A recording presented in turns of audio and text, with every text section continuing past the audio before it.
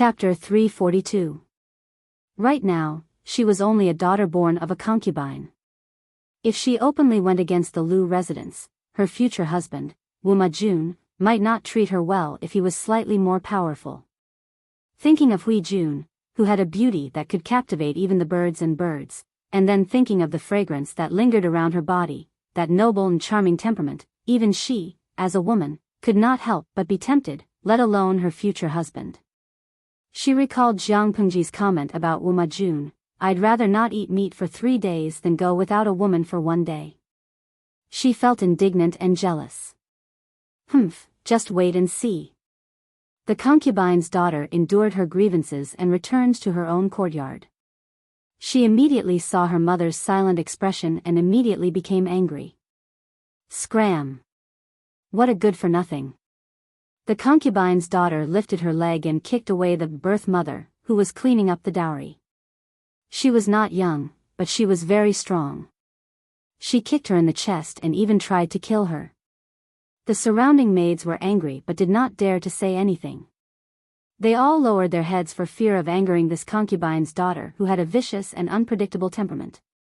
The Lu family was very strict. The servants in the backyard did not dare to abuse the Langjuan's wife. However, the concubine's daughter felt that she was being neglected. She was very disgusted with the maids who served around her. Ever since she had received the decree to marry into the royal family, her neck had grown several times longer.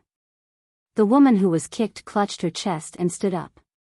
She looked at her nominal daughter with a strange expression. "If it weren't for the fact that you didn't fight for favor, my position in the residence wouldn't be so awkward." Even though she was about to marry into the royal family, her brother, who was usually high and mighty, still treated her indifferently, as if she was a stranger. The woman coughed, lowered her head, and left. She didn't want to face this daughter anymore. No wonder he was a bastard. Even if he lived in luxury for many years, he still couldn't change the lowly nature of his bloodline.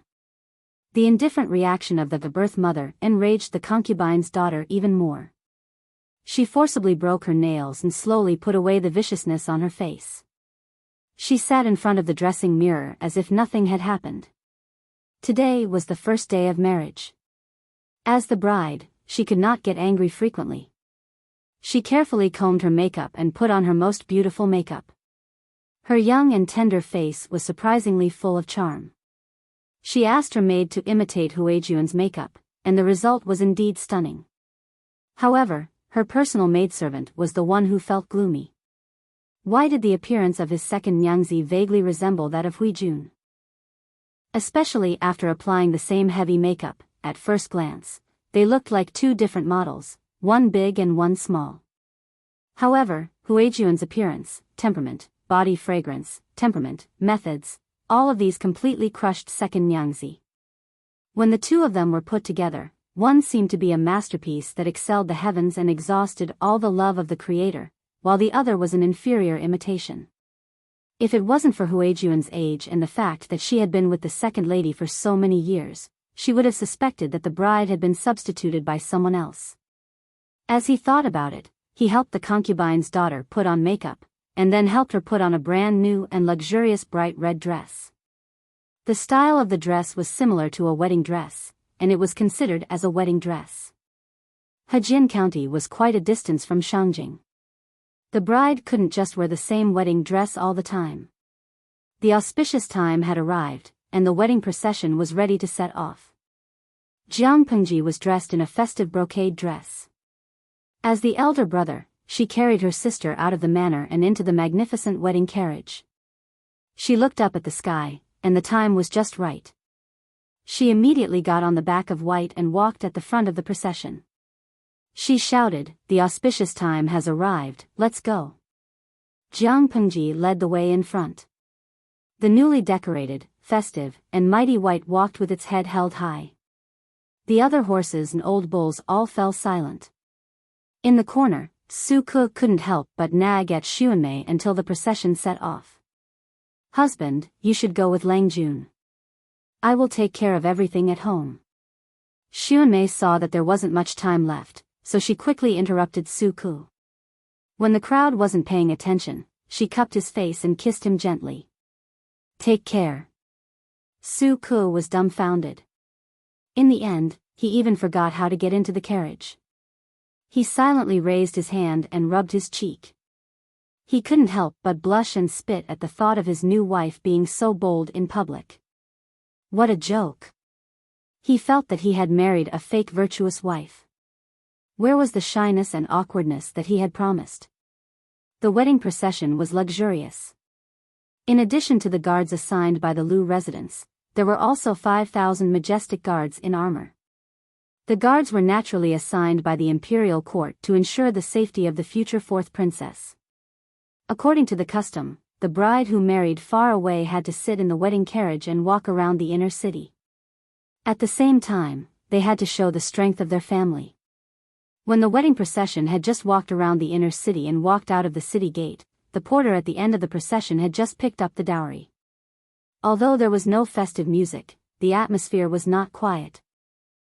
The people on both sides of the street were rubbing shoulders with each other. They couldn't wait to stretch their necks to see the dowry. When they saw the dowry, they had a better understanding of the Lu residents. This dowry. Did they empty the warehouse of the second branch of the Lu residence? A person asked curiously. Someone beside him immediately answered. Empty. I don't think so. Don't you know that bamboo paper, which is more valuable than gold, is produced by the workshop of the second branch of the Lu residence? Although the annual production is low, this alone is enough for the second branch of the Lu residents to live off their capital. Pooh! A fat and strong woman spat heavily. Her saliva flew everywhere. Everyone in Hejian County knows that the paper workshop belongs to the late wife of the second branch of the Lu residence. She is a daughter of a concubine.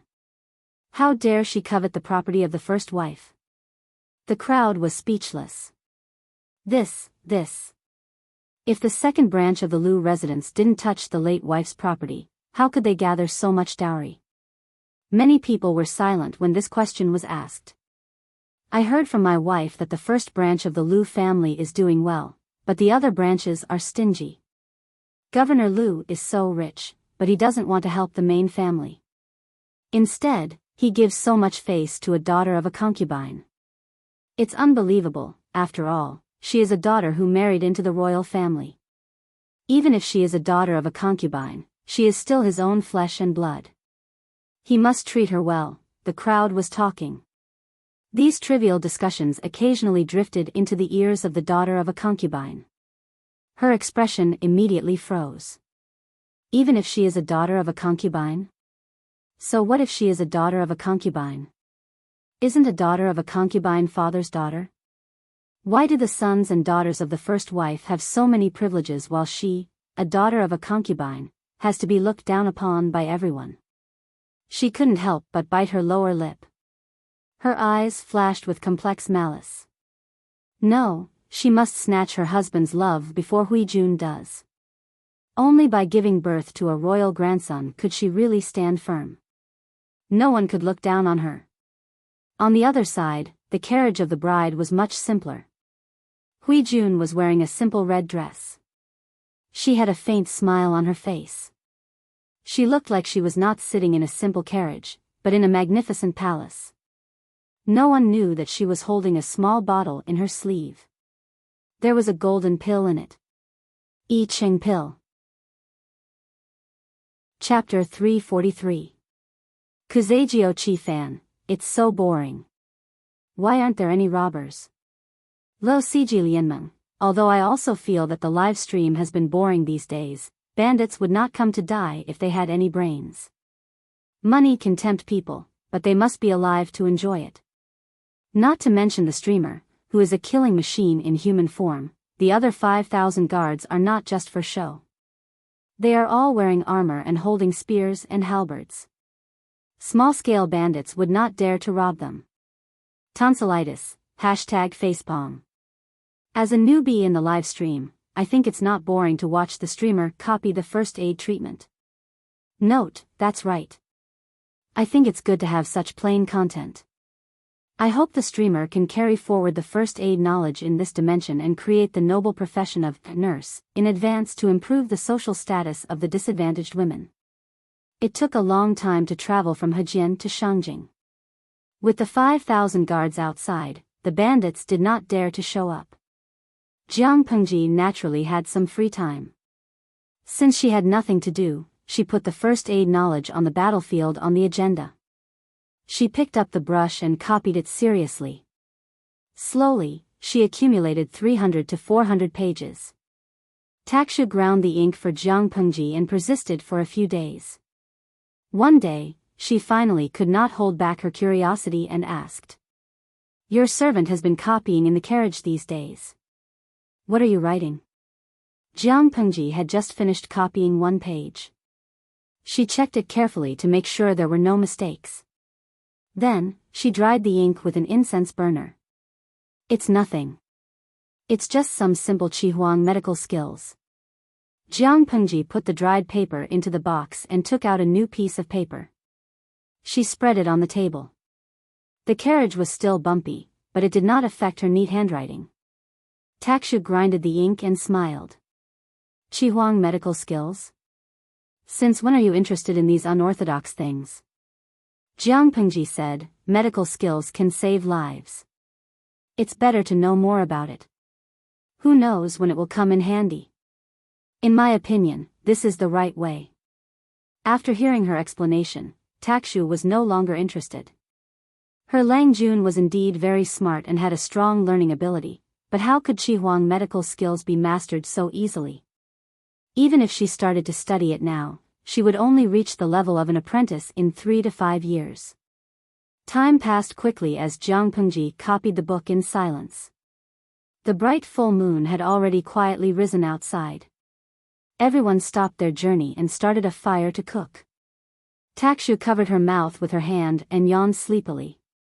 2 drops of tears squeezed out from the corners of her eyes. Seeing that, Jiang Pengji said with pity, "If you're tired, go and rest. You don't have to serve me anymore." Takshu forced herself to stay awake and said, "How can this work? If I go down to rest, who will grind for you?" Jiang Pengji smiled slyly. "Don't forget that your Lang Jun has a page boy. Grinding is his job, let him take over from you." Outside, Su Ku sneezed. Takshu was not pretentious. She was really sleepy at that moment. When she was grinding just now, her head was nodding, and she almost fell asleep. "Then I won't refuse. I'll go and call Su Langjun over." Jiang Pengji said, "Don't forget to bring a box of ink ingots over. The ink ingots here have been used up. I don't think we'll have enough to copy tonight." "All right." Not long after Takshu left, Su Ku carried a box of ink ingots into the carriage. He lifted the curtain and saw Jiang Pengji, whom he had not seen for a few days. As soon as he got into the carriage, he teased her with a smile. "I was just wondering why I haven't seen you for a few days. I didn't expect you to be studying hard in the carriage." He knew very well that Jiang Pengji could not sit still. She liked to ride around on white when she had nothing to do. She rarely stayed in the carriage quietly. For the past few days, it was as if she had disappeared from the world. There was no sign of her outside at all. Jiang Pengji pointed at the slightly dry inkstone. "Grind the ink." Su Ku took out an ink ingot that was filled with the fragrance of ink and ground it carefully. His gaze fell on the paper that Jiang Pengji copied. "Lang Jun, what did you write?" "Some basic first aid knowledge." Jiang Pengji rubbed her forehead and kept copying with her wrist. "I've read a lot of unofficial military strategies and found that when 2 armies fight, most soldiers don't die on the battlefield. Instead, they die because no one can save them." Takshu and Su Ku asked the same question, but Jiang Pengji's answer was completely different. The latter keenly sensed something. He cupped his hands and said, "Excuse me, may I borrow it for a look?" "Take a look." Jiang Pengji casually pointed at the box beside her. There were hundreds of thick sheets of paper in it. Su Ku took it and read it carefully. His eyebrows were tightly knitted at first, but then they slowly relaxed. His eyes were filled with amazement. This. Su Ku was so excited that he was almost incoherent. Others were short-sighted and thought that the Qi Huang technique was just unorthodox, but he was far-sighted. He knew how important the things that Jiang Pengji wrote were and how many soldiers' lives would be saved in the future. He bit the tip of his tongue and suppressed the excitement in his heart. He asked, Lang Jun, did you write this? Jiang Pengji shook her head and said, no. Most of the contents were copied from Mr. Wenfu. I then combined them and wrote them in simple words that are easy to understand. After all, not everyone can read. If it is too profound, no one will understand. Wenfu referred to Qing Wenfu, who was also Qing Cheng. Qing Cheng and Jiang Pengji made a deal. She provided bamboo paper, and he would make a copy of all the books in his house for her. It had been almost 3 years, but Qing Cheng had only given her 2/3 of the books he promised. It was not that Qing Cheng was being crafty and deliberately delayed the progress of copying the books. It was just that there were too many books in his house. He could not improve the efficiency of copying them by himself. Jiang Pengji pushed the knowledge to Qing Cheng's house. Su Ku did not doubt her. I plan to let the female troops learn first aid. Women have always been more meticulous than men, so they will have an advantage in learning. Su Ku pondered and said, Lang Jun's plan is not bad. Even if the female troops can't kill enemies on the battlefield, they can save the lives of seriously injured soldiers. They can still make great contributions. But I still have some worries in my heart. What are you worried about? Su Ku said, medicine is different from other things. It concerns human lives. If you insist on letting the female troops learn, it is best to hire a doctor with high medical ethics and skills to teach them. If they learn by themselves, I am worried that accidents will happen. Jiang Pengji nodded. Your worries are not unreasonable. I have the same plan. I will look for candidates when we arrive in Shangjing. The medical standards in ancient times were very low, but there were many talented people. They could be found if they searched carefully. Chapter 344. Chongzhou, Shanyu County, Kanglin County. This place was adjacent to the northern border. The grain output of the north borderline was extremely low.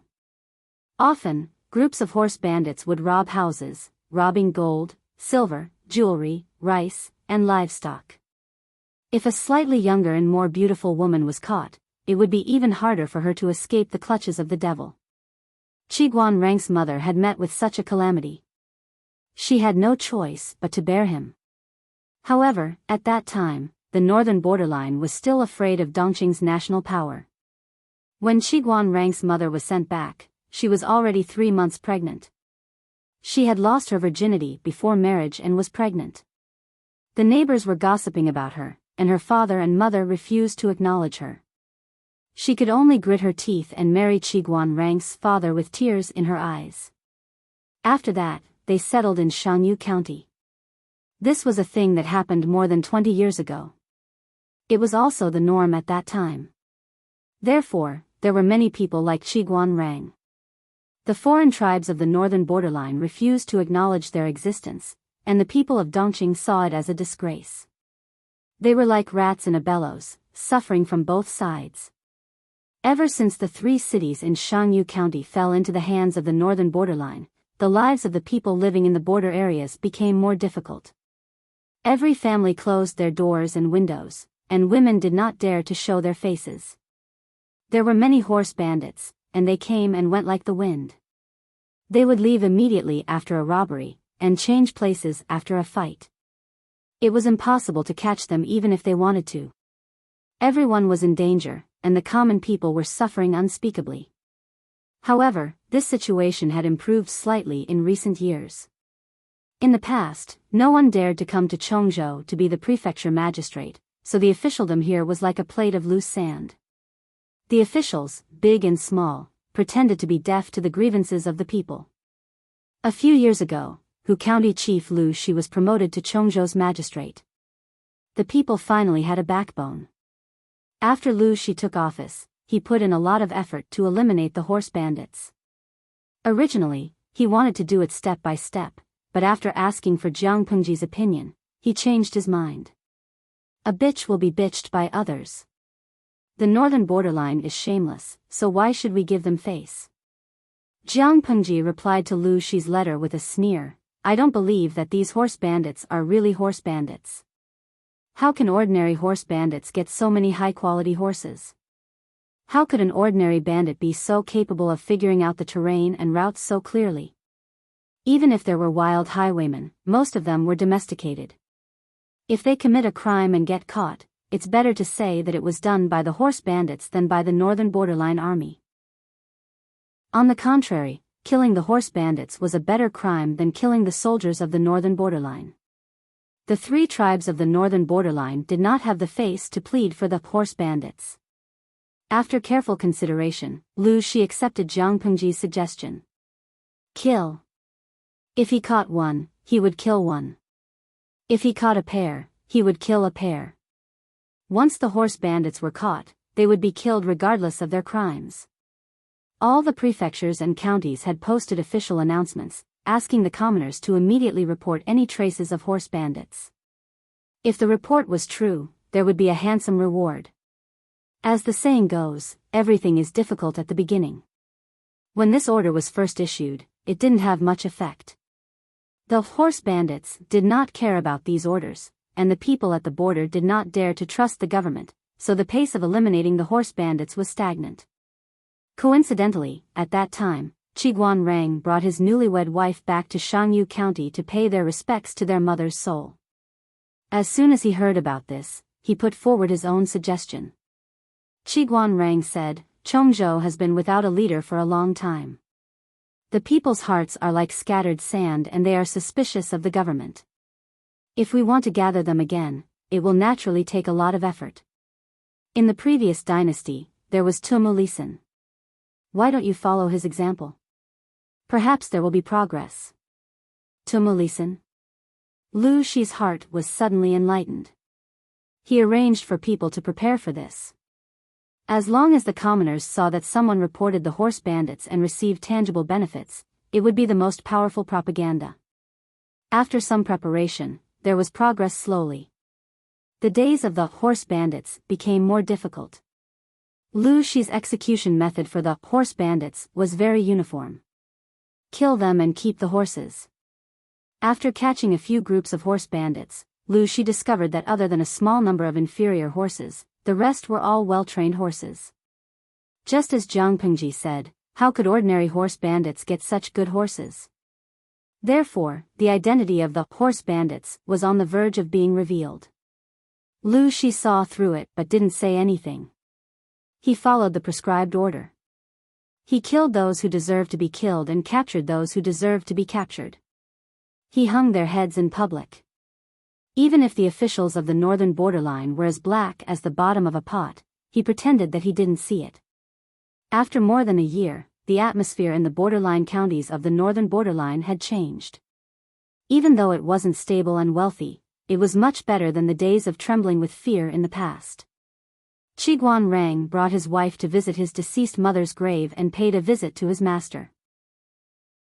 From his master, he heard the news that the daughter of the Lu residence's mistress had married into the royal family. The daughter of the Lu residence's mistress has married into the royal family? Hearing the news, Qiguan Rang's feather fan paused and his expression changed slightly. He had started to grow a beard. Coupled with his gloomy appearance, he looked older than his actual age. Qiguan Rang's master nodded and said, some people mentioned this happy event a few days ago. They all expressed their desire to send some local products to the governor's manor. In the past, the people feared the government like wolves, but now they were happy because of the wedding of the Lu governor's daughter. It showed how popular Lu Shi was. Of course, it wasn't that Lu Shi did a good job, but he did a better job than his predecessor. At this time? Qiguan Rang asked again, raising his eyebrows slightly. His master asked, do you think it's inappropriate? Qiguan Rang had always regarded his master as his biological father and told him everything he knew. It's very inappropriate. I'm afraid Lu Langjun is in trouble, Qiguan Rang said. Shangjing is now a dangerous place. I'm afraid he won't be able to return. These days, Qiguan Rang and his master talked about the world and analyzed the situation in Dongqing the most. Hearing Qiguan Rang's words, his master's heart skipped a beat and he said in surprise, "You mean, I'm afraid so?" Qiguan Rang nodded. His master frowned and said, "I remember you once said that the Lu residence has treated you with kindness. Is there a way to resolve this?" "No." Qiguan Rang suddenly smiled. "Although Shangjing is dangerous, it can't trap Lu Langjun. However, teacher's words have reminded your disciple of something. Time is tight. I have to leave in a few days. I can't be filial by your side." "What is it?" Qiguan Rang's master asked casually. Qiguan Rang said, "I promised someone to help him when he needed it the most. Now the time is coming." Time? The day Shangjing falls is the day the time comes. 2 flowers bloomed, one on each side. With the protection of 5,000 guards, the wedding procession sent the bride to Shangjing in peace. After so many years, this place is still so lively and prosperous. So many years have passed, but nothing has changed. She seemed to be lamenting, but in fact, she was talking to the audience in the live broadcast room. Tudu Feichio, I suddenly remembered my hometown. I went out to study in my 4th year of university. When I returned home after graduation, I almost couldn't recognize the road. I can only lament the rapid development of society and the changes of the times. My hometown is changing day by day. Lo Cg Lianmeng, #cheeks. This is normal. Ancient times were a farming society. Productivity was very weak. This is an indisputable fact. Chapter 345. Jiang Pengji rode on White's back. Behind her, many cooks carried the dowry into the city. Both sides were guarded by mighty guards. This scene aroused the curiosity of the people in Shangjing. More and more people gathered on both sides of the street to watch the commotion. Small discussions could be heard. So much dowry. Which noble family's daughter is getting married? They had been watching the commotion for so long. The dowry was carried one after another, as if there was no end. Oh my, even the princess of the northern borderline who married into the royal family a few years ago did not bring so much dowry. Hey, aren't you well informed? You're known as the know-it-all in Shangjing. Haven't you heard anything? The people discussed. Most of them were shocked at the amount of dowry. A small portion of them were curious about which family's daughter was marrying to such an extent. With so much dowry, it was as if the entire family's fortune had been emptied. In the eyes of the people, even if the emperor married off his daughter, he would not be able to bring out so many good things. The discussions of the people reached the ears of Lu Huan, the daughter of a concubine in the Lu residence. She could not suppress her smile and joy. As the daughter of a concubine who had no sense of existence in the Lu residence, she had never thought that one day she would become the center of attention and be envied by so many. She clenched the handkerchief in her hand and took a deep breath. She suppressed the surging emotions in her heart. They had only just arrived in Shangjing. When she became the 4th princess consort, not only the people of Shangjing, but the people of the world would also know her. Without waiting for her to calm down, an even more agitated voice came from outside. Lu Huan listened attentively. Her face gradually became gloomier and darker. On the other side, Jiang Pengji heard the commotion and could not help but turn her head to look. She saw a carriage in the middle of the procession suddenly attract the attention of many people. Some even took off their perfume sachets and threw them into the carriage. Some young men's faces were flushed red. They looked as if they had met a beauty. They wanted to go forward and ask questions, but they also wanted to be reserved. Their expressions were very contradictory. Looking closely, it turned out that the curtain of the carriage was lifted slightly, revealing a stunning beauty with a celestial appearance. A cool breeze blew.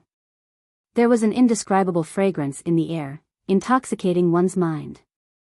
Unfortunately, the beauty only appeared for a moment. When the curtain of the carriage fell, many people felt their hearts empty, as if they had lost a love. Seeing that, Jiang Pengji suddenly smiled and tugged on the reins.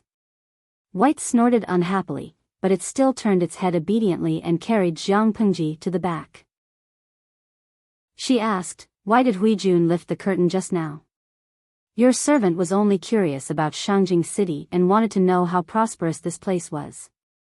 I was careless and broke the rules. Please forgive me, Lang Jun." When the people heard Jiang Pengji riding her horse forward, they thought that she was going to reprimand Huijun. They could not help but tense up. Soon after, he heard the clear and melodious voice of a girl that sounded like a lark's and thought of that peerlessly perfect face. One by one, he was completely intoxicated. So that's how it is. Then it doesn't matter if you lift the curtain and take a good look. Before we get married, this is the only time we can be at ease. Jiang Pengji openly agreed. After getting permission, Huijun got her maids to roll up the curtains on both sides of the carriage. A pair of beautiful eyes slightly glanced at both sides of the street.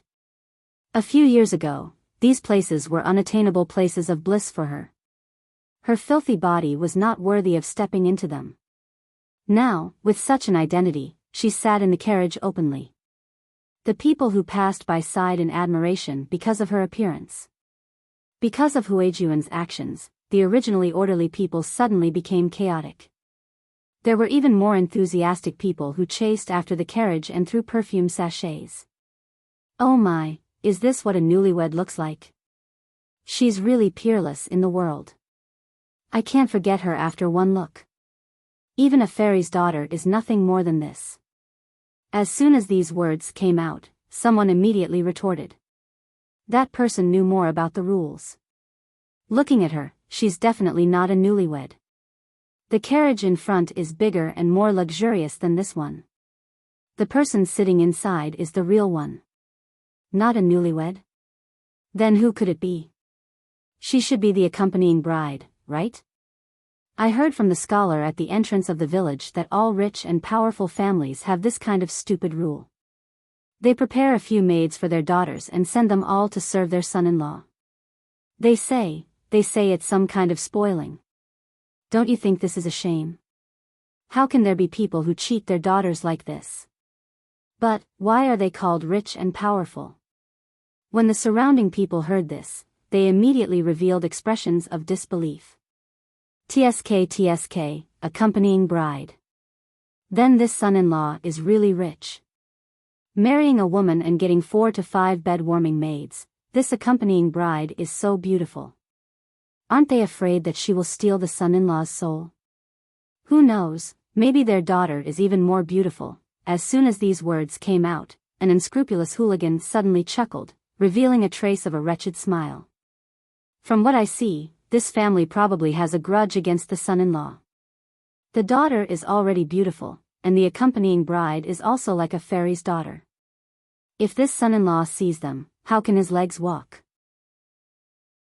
He won't want to lie on them all day long and refuse to come down. After a long time, who can stand it? TSK, I guess after a few months of indulgence, he'll definitely be squeezed dry by these women. The married woman blushed when she heard these filthy words. She spat fiercely, while the man showed an expression of approval. If their wives were so beautiful and they married 4 to 5 fairies, they felt that they wouldn't be able to stand it. The contents of the commoners' discussion were mostly related to Huijun. These conversations also faintly reached the ears of the concubine's daughter, Lu Huan. She was so angry that she tore 2 handkerchiefs. Her eyes revealed an ominous glint. Her entire face was distorted due to anger and jealousy. She looked repulsive, like a yiksha. It was hard to imagine that this was actually an innocent 12-year-old girl. Tenli of red makeup was famous in Shangjing. On this day, 2 pieces of news spread throughout Shangjing as if they had grown wings. First, the future 4th princess consort had an extraordinary status. Tenli of red makeup crushed the 2nd princess consort. That was the princess of the northern borderline. Second, the accompanying bride was extremely beautiful. Many young scholars saw her and fell in love with her at first sight. Since then, they couldn't sleep at night. In addition, someone found out that Hui Jun was the accompanying bride of the Lu residence's concubine's daughter. He hurriedly ordered a servant to send a greeting card. No matter how expensive the Lu residence's ransom was, as long as they could take Hui Jun as a concubine, they would definitely cherish her and treat her like a treasure. To put it bluntly, the accompanying bride was a maid who warmed the bed and helped the master solidify his favor. As long as the master was unwilling to relent, she would never have a proper title for the rest of her life. Wouldn't being a concubine be better than this? Some were smarter. They directly used scented floral paper to write poems about their love, in order to probe Hui Jun's opinion. Whether it was the former or the latter, Hui Jun politely rejected them. It was regrettable, but they couldn't bring themselves to hate her. Seeing this, Jiang Pengji couldn't help but sigh with emotion. Chapter 346. The Lu residence had its own property and mansion in Shangjing.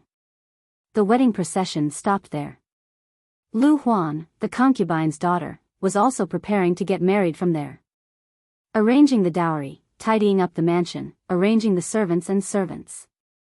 Jiang Pengji's time was almost completely occupied by the tedious tasks. When she finally had some free time, it was already 2 days later. Jiang Pengji was a person who could not sit still. She would not be able to sit still if she stayed at home all day reading and writing. Not to mention her, the audience in the live broadcast room could not watch such boring content every day, so they all begged for a change of map. Jiang Pengji was moved by the audience's suggestions. She remembered that the last time she was there was 2 or 3 years ago. At that time, it was late autumn and early winter. There was nothing much to see in the surroundings. Moreover, the schedule was rushed, so Jiang Pengji did not have much time to stroll around Shangjing. She felt rather regretful. Now that he had free time, he might as well enjoy himself for a few days. He might not have such a good opportunity in the future. As the saying goes, it's better to be happy together than to be happy alone. She simply called Su Ku, who was also bored, and the two of them teamed up to go out. Su Ku had a helpless look on his face. He couldn't help but tease, Lang Jun, you move your mouth, but your subordinates run around until their legs break. You are free and don't have to worry about anything, but I still have a lot of chores to deal with. It's better for you to enjoy yourself. Jiang Pengji raised her eyebrows. The things that should be done have been done. What else do you have on hand? Su Ku shook his head. There were some things that Lang Jun didn't remember, but as his right-hand man, he had to be considerate and considerate. Have you forgotten, Lang Jun? Master has many good friends in Shangjing. Some of them are friends in the officialdom, and some are close friends in private. As Master's son, it's rare for you to come here. Naturally, I have to prepare a meager gift and send a visiting card to each of them. Although he might not meet Jiang Pengji, the necessary etiquette could not be neglected. How could Jiang Pengji know who Lu Shi's friends were in the government, or who he befriended in private? She didn't even know who he gave his New Year's gifts to. After all, those were things that only the legal wife or the head housekeeper could handle. Although Su Ku was not the housekeeper, Jiang Pengji did not bring anyone with her this time, so the task of socializing was thrown to him. Jiang Pengji thought about it and felt a little guilty. Is this very troublesome? Su Ku said, every family has its own taboo, and gift-giving is also a particular art. Give more to those who are close to you, and you also need to put in a lot of effort to prepare the gifts. For those who are slightly distant, you can reduce some of the gifts according to your discretion, but you can't let the other party see your true attitude. Not only do you have to refer to the previous years, but you also have to understand the situation of each family in recent years and make adjustments to the contents of the gifts. If a family had just lost a child, wouldn't it be like poking a sore thumb if they hurried to send some gifts with the meaning of a Qilin sending a child? Another example would be that someone's parents had just passed away. Sending some supplements that could prolong the life of an elderly person was just courting death. Giving gifts would not bring the two families closer, but if they gave the wrong gift, they would become enemies and never interact with each other again. Jiang Pengji understood. She understood these principles. Father has been an official for many years. Although he doesn't have friends all over the world, he definitely has a lot of friends. It seems that this is indeed a big project. Fortunately, she had pulled Suku over. Otherwise, she would definitely have a headache if this matter was left in her hands. Seeing Jiang Pengji's frightened expression, Suku smiled and casually said, "In another 2 years, Lang Jun should be at the age to get married and start a career. When that time comes, you will marry a virtuous and capable mistress. Someone will take care of these trivial matters for you." Jiang Pengji listened and did not say a word. Marrying a virtuous and capable mistress was a little difficult for Suku to achieve. Suku was going to be disappointed. The audience in the streaming room burst into laughter. Lo Siji Lianmeng, my heart aches for young Suku. The streamer may marry a male mistress in the future. Kaitang Daffin Auntie, ha ha ha, actually I don't mind the streamer marrying a female mistress of a normal gender. Juga Chitsi, am I the only one who feels sorry for young Suku? He has known the streamer for so many years and has been betrayed by the streamer so many times, but he still firmly believes that the streamer is a man. He even wants to marry a mistress. Be careful that your Lang Jun will be married one day. Bingtang Lemon, I don't like what you said. My streamer will definitely marry that one. I will stand by the streamer and accept the mistress. Jiang Pengji ignored the densely packed bullet screens in the streaming room and sighed at Suku. It's still too early to start a family. I don't plan on thinking about it now. Jiang Pengji did not wait for Suku to reply. She said, now, I'll have to trouble you to continue worrying about it. You go ahead with your work. I'm going out to play. Suku did not know what she said, but he actually changed his mind. Lang Jun, wait. I've thought about it carefully. I'll go out with you. Jiang Pengji smiled and asked him, why did you suddenly change your mind? Suku said expressionlessly, I suddenly remembered that you are unrestrained and unrestrained. If I don't keep an eye on you, who knows what trouble you will cause when you go out. When that time comes, I will have to deal with the aftermath. I think it's better to go with you. Jiang Pengji was speechless. She had nothing to say about this reason. She did not dare to look at the bullet screens in the streaming room that were laughing at her. Tudu Feichio, ha ha ha, streamer, young Suku thinks that you are a troublemaker. Jug Chestnut, bah. Do I need young Suku to think that the streamer is a troublemaker? TSK. Then you keep an eye on me, Jiang Pengji said unhappily. Look at you. It's as if your Lang Jun likes to cause trouble. Suku returned a look. Jiang Pengji did not need to read the bullet screens to understand the meaning of that look. What he meant wasn't that the case? Haha. Suku had seen through Jiang Pengji's nature, a troublemaker. Even if she did not take the initiative to cause trouble, there would always be accidents. Not to mention what would happen if she took the initiative to cause trouble. Perhaps it was because the second princess was born in the northern borderline, but there were many exotic shops in Shangjing. The night market was bustling with activity. The people brought their children with them and enjoyed the company of their families. Suku was confused by the bustling scene. It was as if everything he saw along the way was an illusion. Do you want to buy some cosmetics, jewelry, or silk flowers? Jiang Pengji was dressed like a rich young master, but she had an outstanding appearance and a tall figure. She was quite eye-catching in the crowd. Why do you want to buy these girly things? Suku asked. Chapter 347. Suku was speechless, as if he really hadn't thought about it. He wanted to say that it was how it was between a husband and wife, but he couldn't bring himself to say it. Did you not bring any money with you, and you confiscated it? Jiang Pengji asked. Of course I brought it. Suku subconsciously touched the money pouch on his waist and asked, why did I have to confiscate it? Jiang Pengji didn't explain. Instead, she said, when I was in Langi, I met a woodcutter. He chopped firewood for 15 days a month, and the rest of the time, he peddled the pancake stall his wife made for him on the street. I chatted with him for a while, and after our conversation, I realized that he actually thought that the biggest amount of money was copper coins. Su Ku was suspicious and didn't understand. It's hard for ordinary people to make a living. Most of their money is copper coins. It's not strange. Jiang Pengji shook her head. That's not the case. After I continued to ask, I found out that the woodcutter's family wasn't poor. They could save 4 or 5 taels of silver a year. After years of hard work, they even prepared 20 taels of silver for their daughter's dowry. The woodcutter only recognized copper coins because he usually gave his money to his wife. His wife was afraid that he was a spendthrift, so she gave him 3 copper coins a day. Su Ku was speechless. If he still didn't understand what she was saying, then there must be something wrong with his brain.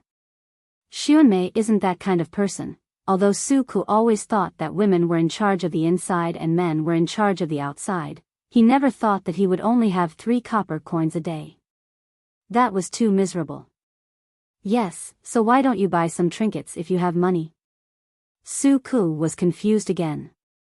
His expression was conflicted. I'll buy them.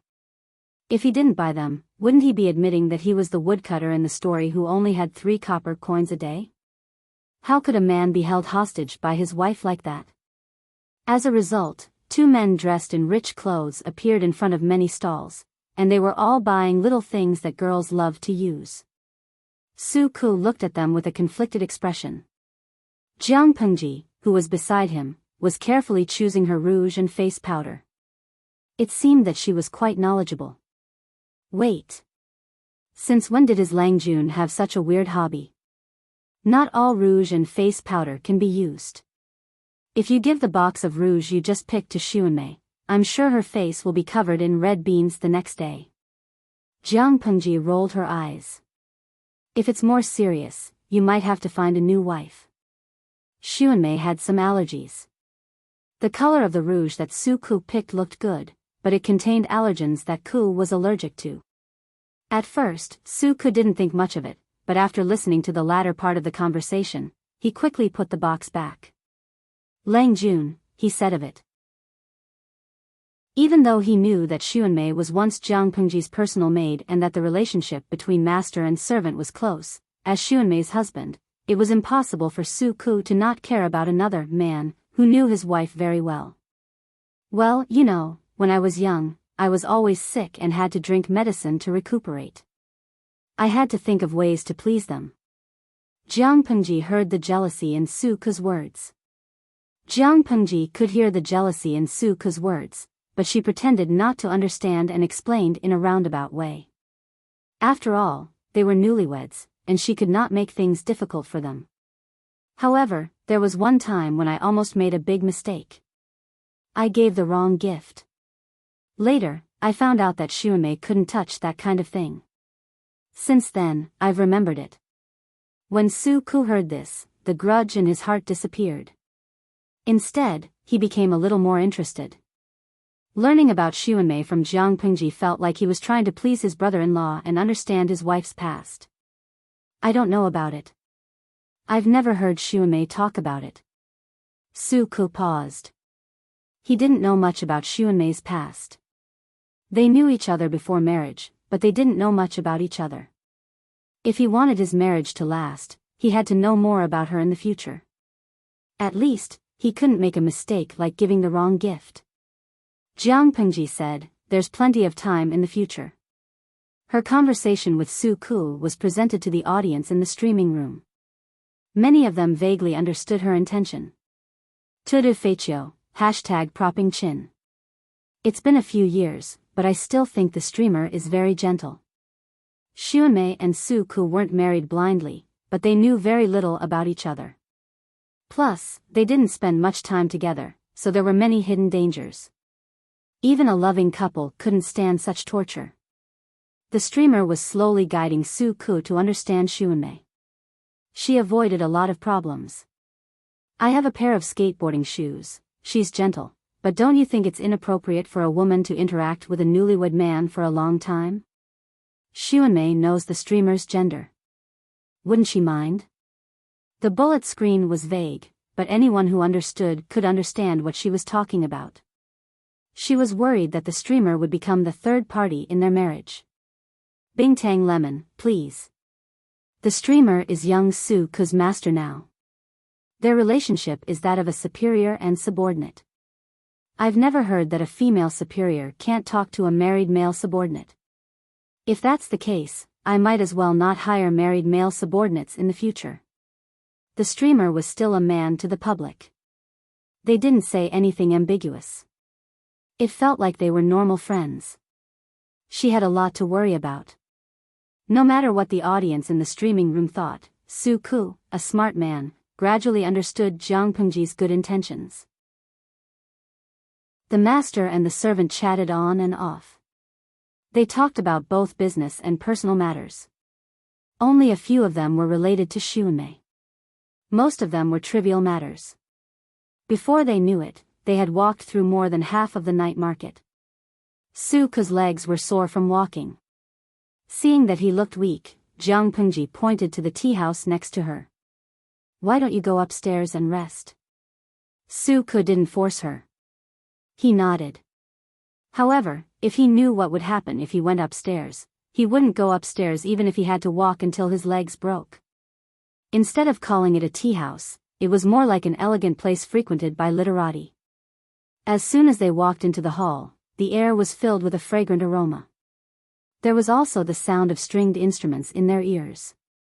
The owner of this tea house is quite smart. He even invited a musician to play music to liven things up. It looks quite elegant. Jiang Pengji looked around and found that there were paintings and calligraphy hanging on the doors of the private rooms. They were of different levels, but they looked quite interesting when placed together. That wasn't important. What was important was that the medium of the paintings and calligraphy was very valuable. Bamboo paper was nothing in the Lu residence, but it was said to be as valuable as gold outside. Only rich families would use it. Chapter 348. A tea house was naturally a place for drinking tea. All the tea houses in the world were basically the same. If one wanted to stand out from the others, he had to have his own unique style. The tea house in front of him was undoubtedly the leader of the same industry. After the development of diversified projects, people could not only drink tea, but they could also watch beautiful dancers and taste high-quality wine. When the literati were in a good mood, they could also write in the hall, show off their calligraphy, or show off their painting skills. From time to time, they would hold poetry meetings and invite famous people from all over the world to enjoy it. Of course, it was not easy to invite real famous people. Therefore, the tea house settled for the next best thing. Although the famous people they invited were not famous, they were indeed talented. Su Ke calmly talked with the servant girl for a while and figured out the daily activities of the tea house. He suddenly became interested. Whether the tea house is boasting or putting on a show, the brush, ink, paper, and inkstone they provide are all of high quality. Jiang Pengji and Su Ke picked a quiet room and sat opposite each other. The tea stove was already emitting a fragrance. The room was clean and tidy. There were paintings of high quality hanging on the wall, and most of the people who signed them were of high status. This alone is enough to attract many talented scholars. Although Jiang Pengji used bamboo paper to practice calligraphy, it seemed that it was a common thing, but in fact, in Su Ke's words, his Lang Jun did not practice calligraphy on bamboo paper, but on pieces of golden paper, pure gold. Due to the limited production, the rarer something was, the more expensive it was. The price of bamboo paper in the outside world was not something that ordinary poor families could afford. Even if it was a noble family, only those with high status and excellent academic performance were qualified to use it. Su Ke had been in the Lu's house for many years, so he had naturally been influenced by what he saw and heard.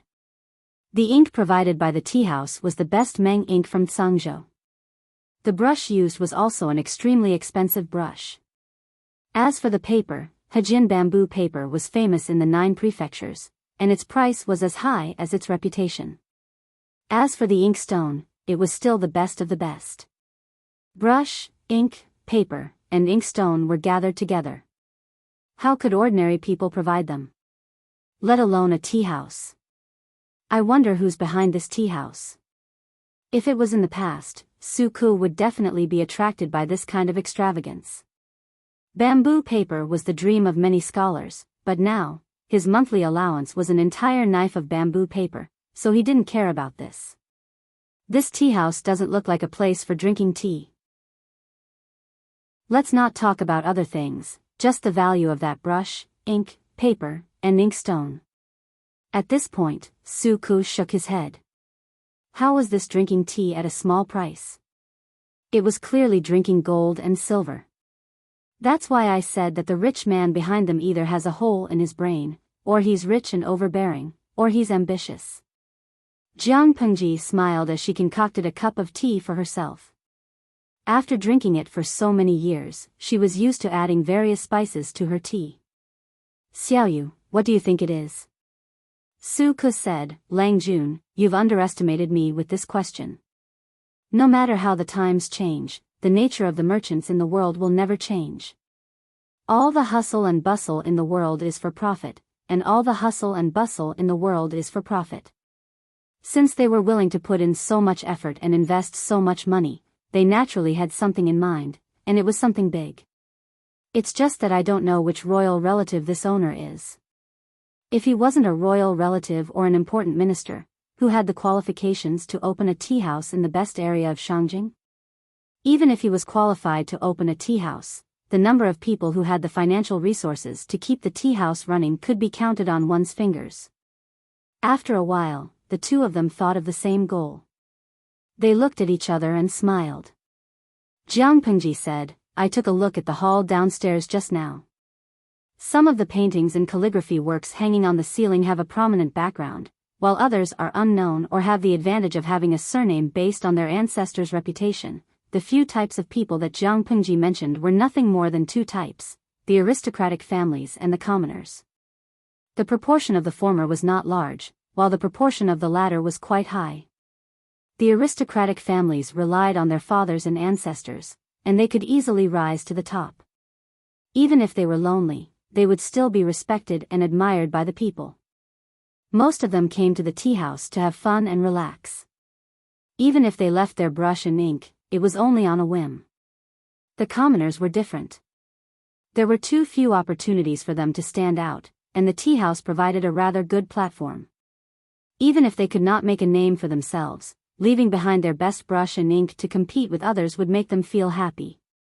Jiang Pengji took a look around and vaguely discovered the plan behind the tea house. If I'm not mistaken, it should be Prince Changsho, Su Ke said calmly. I guess it's him too. When the assessment was near, he invited all the scholars to participate in the poetry gathering. He also generously lent the hot spring house under his name to entertain the scholars for free. His intention to rope them in was obvious. Jiang Pengji snorted. His fief, Zhangzhou, is rich in resources and the people are rich. The aristocratic families that support him are also rich. Spending some money to build a small tea house is just a drop in the bucket for him. The tea house gave the vast number of scholars a fair platform to display their talents. Regardless of whether they were from an aristocratic family or a commoner, they could enjoy the brush, ink, paper, and inkstones here. No matter what kind of schemes they had in mind, at the very least, he had indeed provided them with tangible benefits. Even if he couldn't get a student with astonishing talent and potential, he had still earned a good impression from the young scholars. If his luck was off the charts and he managed to get one of them, then he would have made a huge profit. In the current era where communication technology was extremely backward, a strategist who could determine the outcome of a battle was comparable to thousands of troops and horses. No one was a fool. Prince Changsho was naturally willing to do such a profitable business. Of course, that was what Jiang Pengji and Su Ke could see. As for whether other ordinary people could see it, it was unknown. When the servant girl brought the tea ingredients over, Jiang Pengji asked nonchalantly. The tea house was indeed a property under Prince Changshou's name. Seeing that, she could only secretly shake her head. Prince Changshou's ambition was so obvious. The one in Shangyang Palace was still living a befuddled life, wishing that he could die in a pile of women. The difference between brothers was so obvious. They must not have been born from the same womb. Jiang Pengji took a sip of tea. The taste was memorable. It's really good tea. I hope the tea is not expensive. Otherwise, I can only pawn you here and find a chance to escape. While drinking, she suddenly sighed with emotion. Su Ku almost choked on the tea in his mouth. She was about to tease Su Ku, but the tip of her ear twitched. She hurriedly put down the teacup and signaled Su Ku to stop coughing with her eyes. He could only cover his mouth with difficulty. He choked until the corners of his eyes turned red and there were pitiful physiological tears. What's wrong? After a long while, he recovered and asked Jiang Pengji what happened. Jiang Pengji said calmly, "There's movement next door." Chapter 349. He was even more convinced that it was not trouble that came to his Lang Jun, but that he was a troublemaker. He thought about it and left his original position. He moved to the corner of the room with the sofa in his hand and continued to sit there. Jiang Pengji was speechless. She lowered her voice and asked, "Why did you drag the sofa here?" Su Ku rolled his eyes and said, "It's comfortable." The two of them were speechless. They did not expect each other to be such a person. They must have been blind before. How could Su Ku's hearing be as good as Jiang Pengji's? He could only stick his ear to the wall and the sound on the other side gradually became clearer. Although a gentleman should not listen to indecent things, Su Ku was not a gentleman in the strict sense. His Lang Jun was openly eavesdropping. Why should he be reserved? The noise in the tea house was very good. If he did not deliberately raise his voice, the two private rooms on the other side would not be able to hear anything at all. When the sound became clear, Su Ku heard a series of ear-scratching noises and some flapping sounds. Su Ku was speechless. If it was before the wedding, he might have been confused for a while. But he was a new driver with a driver's license, so he suddenly saw the light. So, there were two demons fighting in the opposite private room, and they were leaning against the wall? Su Ku's face alternated between red and green, white and black. It was as colorful as a palette that had been overturned. He looked at his Lang Jun strangely. She looked a little interested and raised her eyebrows. It was obvious that she was listening to him with great interest. Su Ku lowered his voice and said, "Don't listen to indecent things." Jiang Pengji's expression said it all. This guy knew what was going on next door. He was not ignorant. "Don't be noisy. Don't disturb me." Jiang Pengji just waved her hand and slapped Su Ku's hand away. Poor Su Ku. He was distressed by the audience in the streaming room again. His fans even formed a group to send him flowers and gifts. "Yuelua Woody, I can't take it anymore. My stomach hurts from laughing. Tudo Xiongmyo, I laughed so hard that I spat out the biscuit in my mouth. The streamer is really tireless. I feel that Su Ku is so angry that he has lost a few years of his life. I hope the King of Hell will feel sorry for him and extend his life. Lo Siji Lianmeng, bringing my subordinates to listen to the sex next door.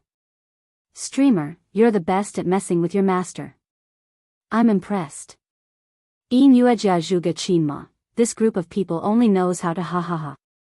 I feel like this scene is very familiar. Deja vu? The audience was dumbfounded. Was there a similar scene? Although the live broadcast room's upper limit had been increased to 150,000 viewers, it did not reduce the difficulty of grabbing a spot. Apart from those who were ridiculed as holdouts living in the signal station, it was very difficult for others to get a spot in the live broadcast room. Who knew what the host's daily routine had been like in the past few years? Wasn't it strange for her to suddenly say something like deja vu? However, there were many talented people in the live stream room, so there were indeed people who knew about it. Lo Cg Lianmeng, oh, I remember. The streamer met the princess of the northern borderline and Wuma Jun TSK. I still have the recording of that time. Not to mention anything else, the northern borderline princess's voice was indeed professional. In Yuejia Zhuge Qinma, correct. However, Jiang Pengji was the only one listening at that time. Now, there was a new driver who had just gotten his driver's license, Su Ku. Jiang Pengji relied on her excellent hearing to hear the movements and conversations next door, but the audience in the live broadcast room did not need to. As long as they turned up the volume, they could easily hear the moaning and panting sounds of cats scratching people, as well as the indescribable slapping sounds. Su Ku felt very awkward when he saw that. He could not sit still. Jiang Pengji saw him like that and glared at him. She asked in a low voice, "Is there a worm on the cushion you're sitting on? Don't move around and listen carefully." Su Ku suddenly felt that his worldview was shattered again. Jiang Pengji said again, "The person opposite is an old acquaintance." She gestured for and made a gesture of the north. Su Ku understood and his eyes widened. He did not care about anything else and continued to listen to the movements opposite.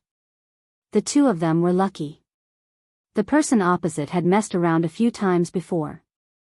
At that moment, the clouds had dispersed and the rain had stopped. Fourth Lang is really ruthless. Princess Yaina's face was flushed. Her jade-like body had long matured and was curvaceous in all the right places. There were some thin sweat and ambiguous traces on her skin. It was not difficult to guess how intense the battle was just now. "You're about to marry your lovely bride, but I didn't expect you to have the time to have a rendezvous with me here. Don't you think that doing this is very painful for the fourth princess consort?" Wuma Jun hugged Princess Yaina, his second sister-in-law, who was leaning toward him. With his other hand, he grabbed her slender fingers that were poking his chest. He brought them close to his lips and took a whiff. He sneered and said, "I only married her to rope in the magistrate of Chongzhou. She's just a decoration. How can she be compared to you? You're my sweetheart, my lifeblood. She's just a commodity that's not even qualified to warm my bed." "Why? Are you jealous?" And Yaina panted and calmed the passion that had yet to subside in her body. She raised her hand to straighten her clothes and tucked her hair behind her ears. She said, "You're really fickle. She's your wife after all. You're still my second sister-in-law." In other words, if he was not a fickle person, how could he have touched his second brother's wife and maintained a relationship with her in private for a few years? But Yaina is the most special. "I don't care how fickle I am to outsiders, but you're the wife I've acknowledged. You're the other half of my bloodline. You'll share the world with me in the future." Wuma Jun looked a little gloomy. No one wanted his woman to be another man's legitimate wife. As for the daughter of the Lu family's mistress, you can do whatever you want with her in the future. And Yaina raised her eyebrows and leaned in his arms. She asked, "Can I be a human swine?" He had already guessed the identities of the two people next door from their conversation. He could not help but secretly glance at Jiang Pengji. However, his Lang Jun was not angry. Even her expression did not change. She was extremely cold. "A human swine? Ha ha ha." Wuma Jun suddenly laughed. The laughter that came from his throat sounded very mellow. "Not to mention a human swine. Even if you want to throw her into a basin, tie her up, and roast her. Anything is fine as long as you like it. You're so vicious." Princess Yaina chuckled. "You're vicious too. The husband follows the wife. Of course, I want to be vicious too." After he finished speaking, Wuma Jun put his hand into her loose collar. The two of them were about to roll into a ball again. "Stop it. You're not serious. Every time you see me, you're always thinking about such things." Princess Yaina pushed him away coquettishly. She got up and tidied up her clothes. "Although it's quiet and safe here, I can't guarantee that I won't expose myself.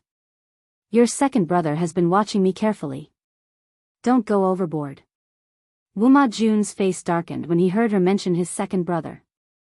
Don't worry. This is my uncle's place. Don't you know best whether it's safe or not? Prince Changsho was also aware of the matter between Wuma Jun and Princess Enyina. Not only did he know, but he also provided a good place for them to meet. Why are you so stupid? How can your Uncle Wang believe everything? Princess Enyina pouted coquettishly and rolled her eyes at him. Wuma Jun was not angry. Instead, he was a little restless. The evil fire that he had just suppressed rushed up again. Aren't you afraid that he'll spill the beans? What's there to be afraid of? Wuma Jun sneered. We're in the same boat anyway. He won't have a good time if we're fooling around. Although that was what he said, Princess Enyina did not have that intention. Wuma Jun would not force himself on her. The two of them flirted for a while, then they packed their clothes and washed their bodies in the dark room at the side of the private room. Chapter 350. Princess Enyina had changed into a new set of clothes. The new set of clothes was exactly the same as the one that Wuma Jun had torn just now. She left the residence in the name of praying for a child. If she returned in a different set of clothes, her stupid husband would be suspicious no matter how stupid he was. Enyina had always been meticulous. She could handle it perfectly even if there were a few servants around her, let alone such a small detail. Every time she came out to meet Wuma Jun, she would ask her trusted maidservant to bring 2 more sets of clothes that were exactly the same as a backup.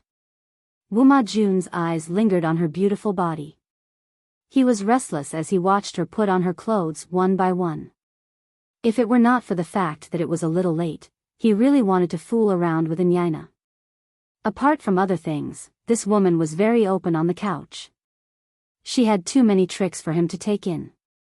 As long as they could please each other's bodies, the two of them had tried almost all kinds of sexual methods. To be honest, the courtesans in the brothels were not as bold and skillful as Princess Enyina. He had been entangled with Enyina for a long time and pretended to be courteous with her. Apart from the fact that they were in the imperial court, her body was indeed very attractive.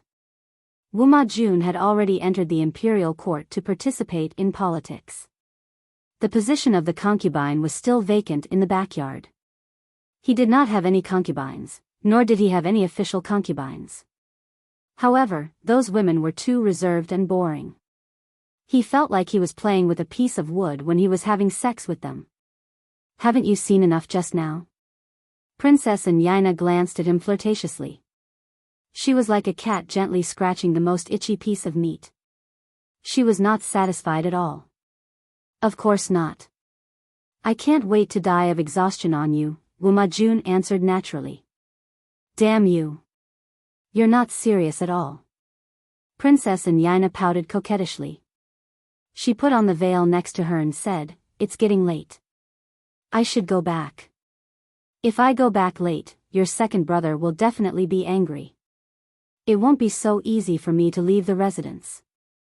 Wuma Jun was annoyed. He really did not want to hear about his second brother from Enyina. Tisk, even if you go back early, can he give you a child as a natural eunuch? Wuma Jun sneered coldly.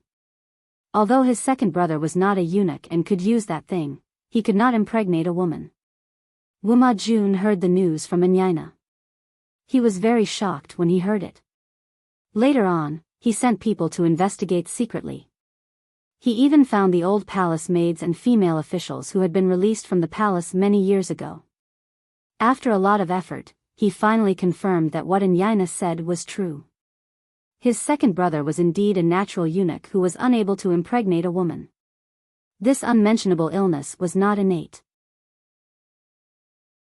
Instead, his second brother had been harmed by a woman in the harem when he was young. Later on, when it was discovered, it was already too late to save him. That job could be used, but it could not make people pregnant. How was that different from being a eunuch? Princess Enyina smiled coquettishly. He can't make me pregnant, so I'm here to pray for a child. As she spoke, she gently placed her hand on her lower abdomen, as if this place was really nurturing a life. Wuma Jun secretly spat. A woman's heart was the most vicious. However, he said, it's not easy to pray for a child. Second sister-in-law, you have to come more often. It was ironic that Yaina knew that her husband could not impregnate her. They had been married for a few years and had no children, but she still pretended not to know. She took the blame for the second prince's infertility. She repeatedly went out in the name of praying for a child, but in fact, she was meeting with a few lovers. TSK. In a sense, it was true that she was praying for a child. However, she was not praying for a child-giving guanyin, but for other men. Jiang Pengji heard it and said with emotion, poor second prince. There must be an entire Hulumber grassland on his head, right? Su Ku was also eavesdropping. However, because Yaina and Wuma Jun had already packed up and were a little far away from the corner, it was difficult for him to listen. Hulumber grassland? Where is this place? He had never heard of this place among the 5 kingdoms and 9 prefectures in the world. It doesn't matter where it is. What's important is that the grassland is green. Jiang Pengji crossed her arms in front of her chest and chuckled softly. She looked rather happy. Su Ku's expression subtly stiffened. Lung Juan's witty remarks are really hard to refute. Rather than saying that she was witty, it was better to say that she was very sarcastic. Lang Jun, are you really not angry? Su Ku did not understand. He knew that the relationship between his Lang Jun and the second Nyangzi was not good. They did not seem like a family at all, but they were half-siblings. Wuma Jun, her future brother-in-law, should be angry at her for messing around like that, right? The wedding was imminent, but the bridegroom, Wuma Jun, was fooling around outside and seducing a married woman. It was immoral and unethical. Why would I be angry? Jiang Pengji sneered. Wuma Jun is just a clown. My stepsister is ambitious, but her life is as fragile as a piece of paper. If the two of them are more obedient, they can live together for the rest of their lives even if they don't get along on the surface. If they play tricks together, they are a match made in heaven. Su Ku did not speak after hearing that. As a subordinate, it was indeed inappropriate for him to meddle in his Lungjuan's family affairs. Su Ku was still in a daze after listening to the conversation. He did not expect Wuma Jun to be involved with Princess Yaina. He had heard the gossip about the two of them from Jiang Pengji back then, but he did not expect to hear it live again after so many years. The tea is getting cold. Drink it. Jiang Pengji returned to the tea table. She looked as usual, as if the erotic activity next door did not affect her at all. In fact, that was indeed the case. For Jiang Pengji, whose spiritual pursuit was extremely harsh and could even be regarded as a tortoise's hair, Wuma Jun and Princess Yaina's secret rendezvous, no matter whether it was low or high-pitched moans, sounded like the snorting of a boar or a sow. It did not evoke any desire. Su Ku could not do that. He was a novice driver who had just gotten his driver's license. He had just divorced his wife after a few days of marriage. He could not afford to be seduced. He secretly adjusted his breathing, suppressed the restlessness, and returned to a calm and untainted state. In the tea room, the two of them sat opposite each other and drank tea. They talked about some things in Shangjing in a low voice. On the other side, Princess Yaina was not so calm. She had originally planned to leave with the curtain on, but as soon as she walked out of the tea room and turned a corner, she saw a maid enter the tea room next door. Obviously, there were customers in the tea room. Did the customers in the tea room hear her and Wuma Jun's tryst? If they did, how much did they hear? For a moment, countless complicated thoughts flashed through her mind. The dormant devil was ready to make a move again. Her intention to kill gradually rose. You, come here. When the maid came out, Yaina stood in the corner and beckoned her to come over. The maid saw that Princess Yaina was wearing a heavy curtain. Her entire face was covered, but she was dressed in luxurious clothes. She did not dare to offend her. She quickly stepped forward to bow and asked in a low voice, "What can I do for you?" "There are customers in this tea room?" Enyina asked. She gradually became restless. She still wanted to make use of Wumajun and her unlucky husband. The plan had been deployed. She did not want anything to go wrong at the critical moment. The maid did not know the inside story. She replied softly, "Yes, there are." Chapter 351. Enyina secretly clenched her fists when she heard that. Wumajun, who was in the tea room, calculated the time. He felt that Enyina had already left, so he got up and went out. However, he did not expect her to be talking to a maid at the door of the tea room. He sneered in his heart. It seemed like this woman could not leave him. "There's someone next door." Enyina did not explain further. Her tone was very cold. "I don't know where he came from." Wumajun immediately tensed up when he heard that. He immediately felt a burst of anger. He was so angry that he almost choked. "You have no rules. Doesn't the manager of the tea house know that today is a special day and this tea house doesn't receive guests?" As he spoke, he felt a sense of guilt and fear. It was true that he and Enyina had a secret rendezvous, but he did not want this matter to be exposed. The Dongqing royal family was very chaotic. It was common for one to sleep with his father's concubine, not to mention snatching his brother's sister-in-law, bullying the minister's wives, and even sleeping with his father's concubine. However, these were done by the elders. Wumajun wanted the throne and the ambition to unify the 9 states. He had to maintain a good image in public. If it was revealed that he had an affair with his second sister-in-law for many years and made his second brother a cuckold, he would be courting death. Wumajun had gone through a lot of hardships to get rid of the title of an unfavored prince. He gradually entered the emperor's line of sight, entered the court to work, and accumulated his own connections. He had a very good image in public. He was polite, gentle, and modest. He had accumulated a lot of resources and had his own followers. In a few days, he was going to marry the daughter of Lu Prefecture's magistrate, Lu Shi. He would have a powerful family of in-laws. He could not fail at the last step. He could only be a prince of noble character and unquestionable integrity. He could not be an animal who had an affair with his second sister-in-law. In the past, when he and Enyina had a secret rendezvous, the tea room next door would be empty and not receive guests. It had been like that for a few years. That was why Wumajun was so unguarded. He never expected such a big mistake to happen today. His vision faintly darkened and he almost lost his footing. In the face of Wumajun's reprimand, the maid knelt on the ground and shivered. Even her molars were chattering. "Find out who is in this room first. If it's not important, make a decision early to avoid any unforeseen events." Princess Enyina was extremely calm. She whispered in Wumajun's ear. Her usually pleasant voice carried a chilling murderous intent. Wumajun's muddled mind cleared up a little, and he immediately agreed to the suggestion.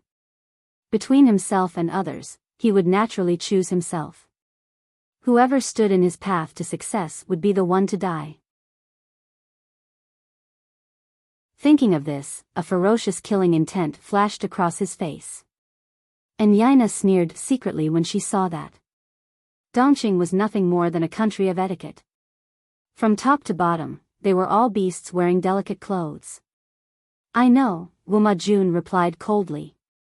In the tea room, Enyina's movements did not escape Jiang Pengji's ears.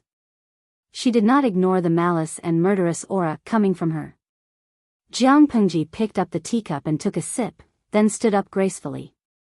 That posture was extremely leisurely, and anyone who saw it would exclaim in admiration. "Let's go and welcome the guest outside." Su Ku put down the teacup and furrowed his brows. He knew that the visitor was not friendly. However, they refused to admit it. What else could Wumajun do?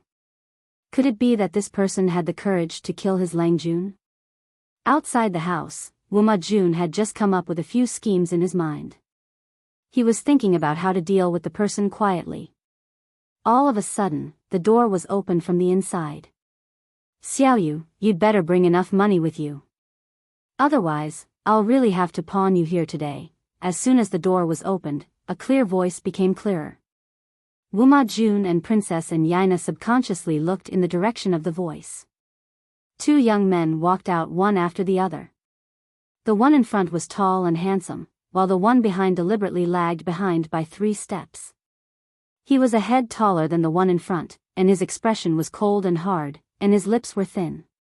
The strange thing was that the young man, who was wearing a green Confucian robe, had a stack of gauze covering the right side of his face near his ear. He looked weird.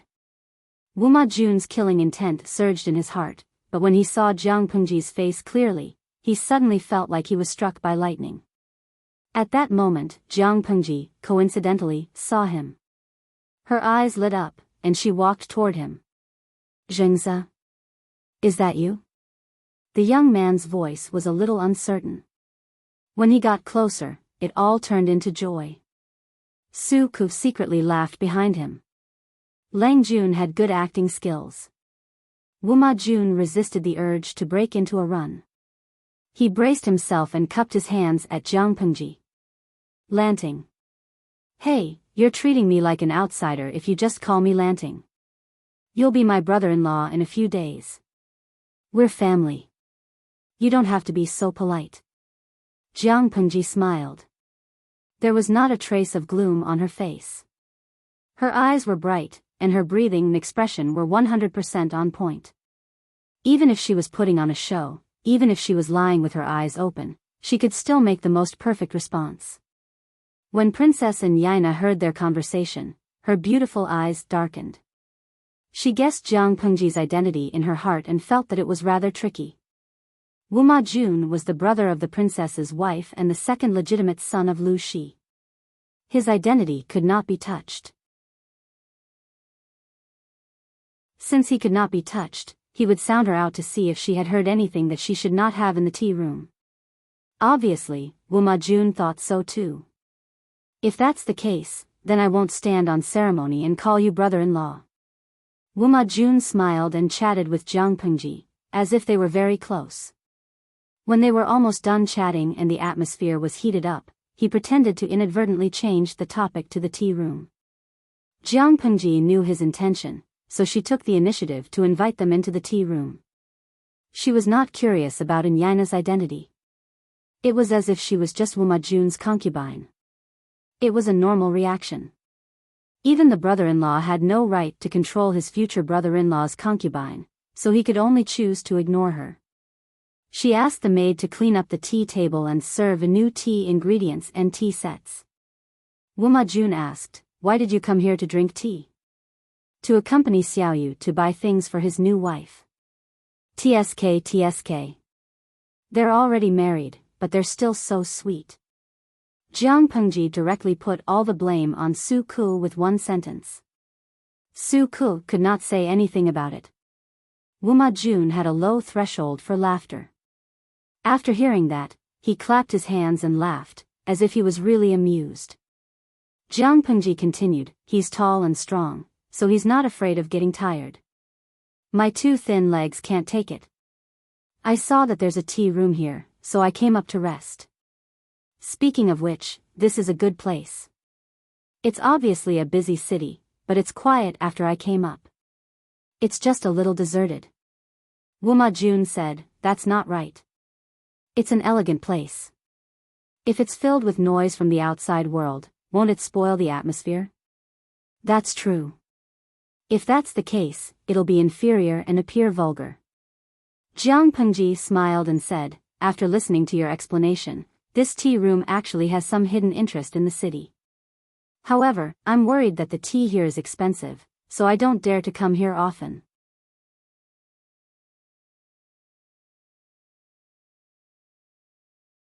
Chapter 352. Wuma Jun felt that he had found out the information he wanted without batting an eyelid. His anxious heart was at ease, and his posture was more relaxed than before. Princess Yaina, who was silent, glanced at Jiang Pengji out of the corner of her eye. She happened to catch Jiang Pengji looking at her too. Is this Zhengzi's beloved concubine? Jiang Pengji asked deliberately. She was dressed like a woman and looked very familiar to Wu Majun. Any normal person would have such doubts. Wu Majun hurriedly clarified, brother-in-law, you can't simply say that. If second brother hears it, he'll definitely be jealous. This is my second sister-in-law. She went out of the city to climb Guanyin Mountain during the day and asked for your mercy. This is my second sister-in-law. She went out of the city to climb Guanyin Mountain during the day, so I wanted to send her back. He did not further explain why he did not send her back to the second prince's residence, but to the tea house instead. Jiang Pengji came to a sudden realization. She said frankly and apologetically, "Oh, it's the second princess. I was rude just now. Please forgive me."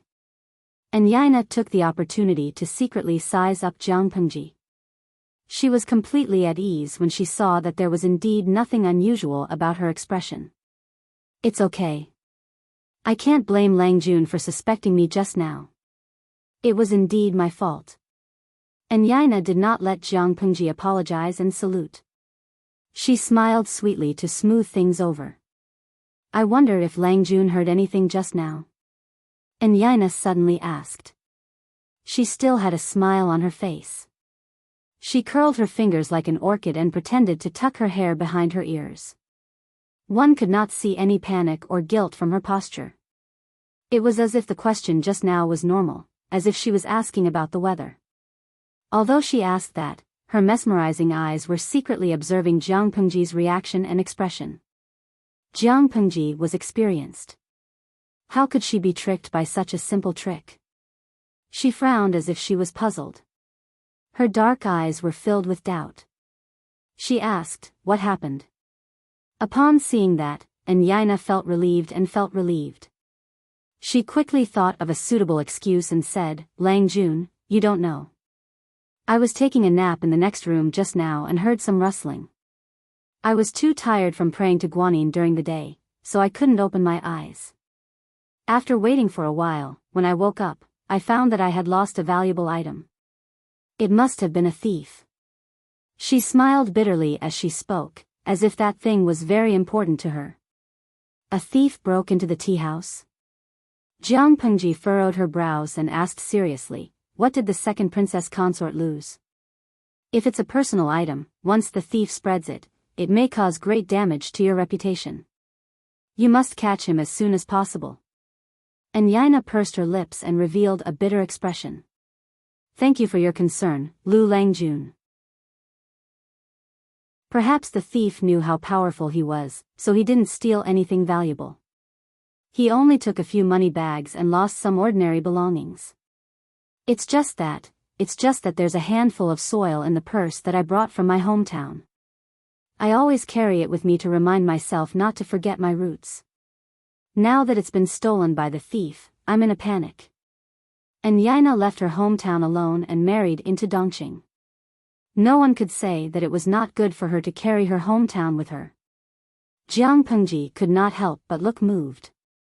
She sighed softly and said, "The marriage of the second princess consort to Dongqing is the link between the two countries. However, it's hard to leave one's hometown. The noble act of carrying your hometown with you makes me feel ashamed. I would like to help you with this matter. However, Xiaoyu and I didn't hear anything unusual when we were drinking tea in this tea house. Should we ask the manservant in the hall?" And Yaina knew how good the tea house was. Otherwise, she would not have chosen it to meet Wu Majun. Now that she had tried repeatedly and confirmed that Jiang Pengji and Xiaoyu really did not hear her secret, the doubts in their hearts naturally dissipated. She smiled and nodded, revealing a fragile and worried look. "If that's the case, I'd better not trouble you. I'll send someone to check it out later. If I can't get it back, I can only lament that it's God's will. I heard that your sister is about to marry into the royal family. She'll be a relative by then. You should visit her more often in the future. It's getting late now. I should go back to the residence so that my husband won't miss me." And Yaina deliberately mentioned her stepsister, Lu Huan, in the Lu residence. Jiang Pengji responded very tactfully. You're right, second princess consort. Jiang Pengji smiled embarrassedly and said humbly, my sister has been spoiled too much at home. She has a bad temper. Please take care of her after the wedding, second princess consort. If that's the case, I'll be very grateful. And Yaina chuckled and covered her lips with a handkerchief. She threw Jiang Pengji a moving look that seemed to be annoyed. Your sister's husband is here. He should be the one to take care of her. And Yaina stood up and pretended to leave. Wu Majun blushed in cooperation. He played the role of a newbie driver who was about to get married vividly. In the background, Su Ku watched the three of them act together calmly. He looked down and acted like he was watching a show. In terms of acting skills, he only admired Jiang Pengji. And Yaina and Wu Majun should not be underestimated either. That was true. They could hide from everyone's eyes and ears for a secret rendezvous. If they did not have some acting skills, they would have been exposed long ago. How could they be free and unfettered until now? Seeing that Yaina and Wu Majun found an excuse to leave, Su Ku stood up with Jiang Pengji and prepared to send them off. However, God did not seem to care for Yaina and Wu Majun. Their departure did not go smoothly. A maidservant stopped them with a slightly awkward expression and bowed deeply to them. What happened downstairs? Jiang Pengji played with the sandalwood fan in her hand. She opened it and closed it with a snap. She asked the maid indifferently, if you don't have an explanation, stop the four of us here, I'll settle the score with your boss. The maid heard that and cold sweat rolled down her back. She said in fear and trepidation, please don't be angry. Please don't be angry. It's just that some unruly commoners are making trouble downstairs. I didn't want to offend you, so I took the liberty to stop you. Making trouble? Jiang Pengji smiled. I remember that this is a property under Prince Changshou's name. How dare someone make trouble here? As she spoke, there was a clatter downstairs. It seemed that something had been smashed. Jiang Pengji walked past the maid and went downstairs to join in the fun. Xiaoyu, protect the fourth prince and the second princess. Don't let the villains offend them. Before she left, she gave Su Ku an order. It was also that order that ruined Su Ku's and Xiaoyu's plan to leave through the back door. They could only bite the bullet and follow her downstairs. In the hall, the musicians who were plucking the strings and the dancers who were dancing had already pushed away in fear and hid at the side. There were two groups of people confronting each other at the place where they were supposed to be painting. They were at daggers drawn and the atmosphere was tense. What happened? Jiang Pengji looked at the two groups of people and asked the manservant who was doing odd jobs on the first floor in a low voice. Chapter 353. Hearing Jiang Pengji's question, he composed himself and cupped his fists in fear. Lang Jun, if you have nothing to do, it's better not to get involved in this matter. When the gods fought, the mortals suffered. In Shangjing, there were two groups of people that could not be provoked. One was the relatives of the emperor, and the other was a group led by eunuchs. The two groups fought openly and covertly in the court. They were also at loggerheads in the court. Oh. I'm just asking what happened. What does it have to do with you whether we can afford to provoke them or not? Jiang Pengji was too lazy to lift her eyelids. Although the servant had good intentions, after thinking about it carefully, he was overbearing. She was just asking. It was her business whether they would cause trouble or not. It was also her business whether she was afraid of trouble. She did not need a third party to make decisions for her. The servant's face froze. He realized that his words were inappropriate and had angered Jiang Pengji. He hurriedly tried to salvage the situation. He cupped his fists and apologized. Lang Jun, please forgive me. It was my fault just now. Okay. Jiang Pengji responded. Her eyes drifted to the two groups of people in the middle of the hall. They seemed to be confronting and discussing. There were messy tea sets and the 4 treasures of the study lying at their feet. There were also tea tables and study tables that had fallen apart. It seemed like they were going to start a fight. The servant understood. He did not dare to act smart this time. He hurriedly explained, "It's not a big deal. It's just that Secretary Huang's godson and General Fang's Lang Jun had a conflict because of the chief. They disagreed with the judgment and had a quarrel. That's why they started a fight." Secretary Huang? Jiang Pengji frowned. She understood the situation in Shangyang Palace. Secretary Huang should refer to the most useful eunuchs by the emperor's side. Among them, Secretary Huang served the emperor and was valued by the emperor. He had a great say in the group of eunuchs.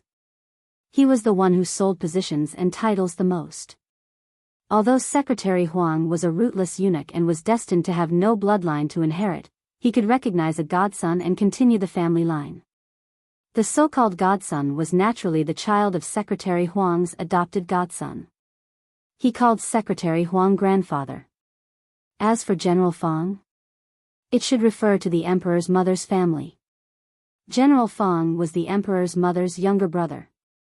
His family was favored. More importantly, the emperor's first wife was also from the Fang family. Including the one conferred posthumously by the emperor, the Fang family had already produced 2 empresses. For a time, they were extremely wealthy. In order to keep the aristocratic families in check and balance, the emperor took back the power in the hands of the aristocratic families and made great efforts to rope in Qi's maternal family. These 2 groups of people are fighting because of the leader? Jiang Pengji asked. Yes. The manservant nodded awkwardly. The main mission of the tea house was to attract and discover talented people. They would often take out prizes to attract scholars to gather here and paint. Then, from all the works, the best would be chosen as the champion. The treasured works could also be hung in the tea house for guests to admire and promote their literary reputation. True scholars from noble families disdained this method of spreading their fame, but ordinary commoners valued it very much. In addition, the owner of this tea house was Prince Changsho, who had real power. Naturally, the tea house's business was not bad. Even though the descendants of eunuchs were wealthy, they were still looked down upon by others. They also needed a reputation to gild themselves. To put it bluntly, they were nouveau riche. They had no foundation and could not lift their heads in front of the aristocratic families. Secretary Huang's godson was 18 years old. He was very good-looking and looked like a scenery when he stood there. However, he had the title of descendant of eunuchs in his head.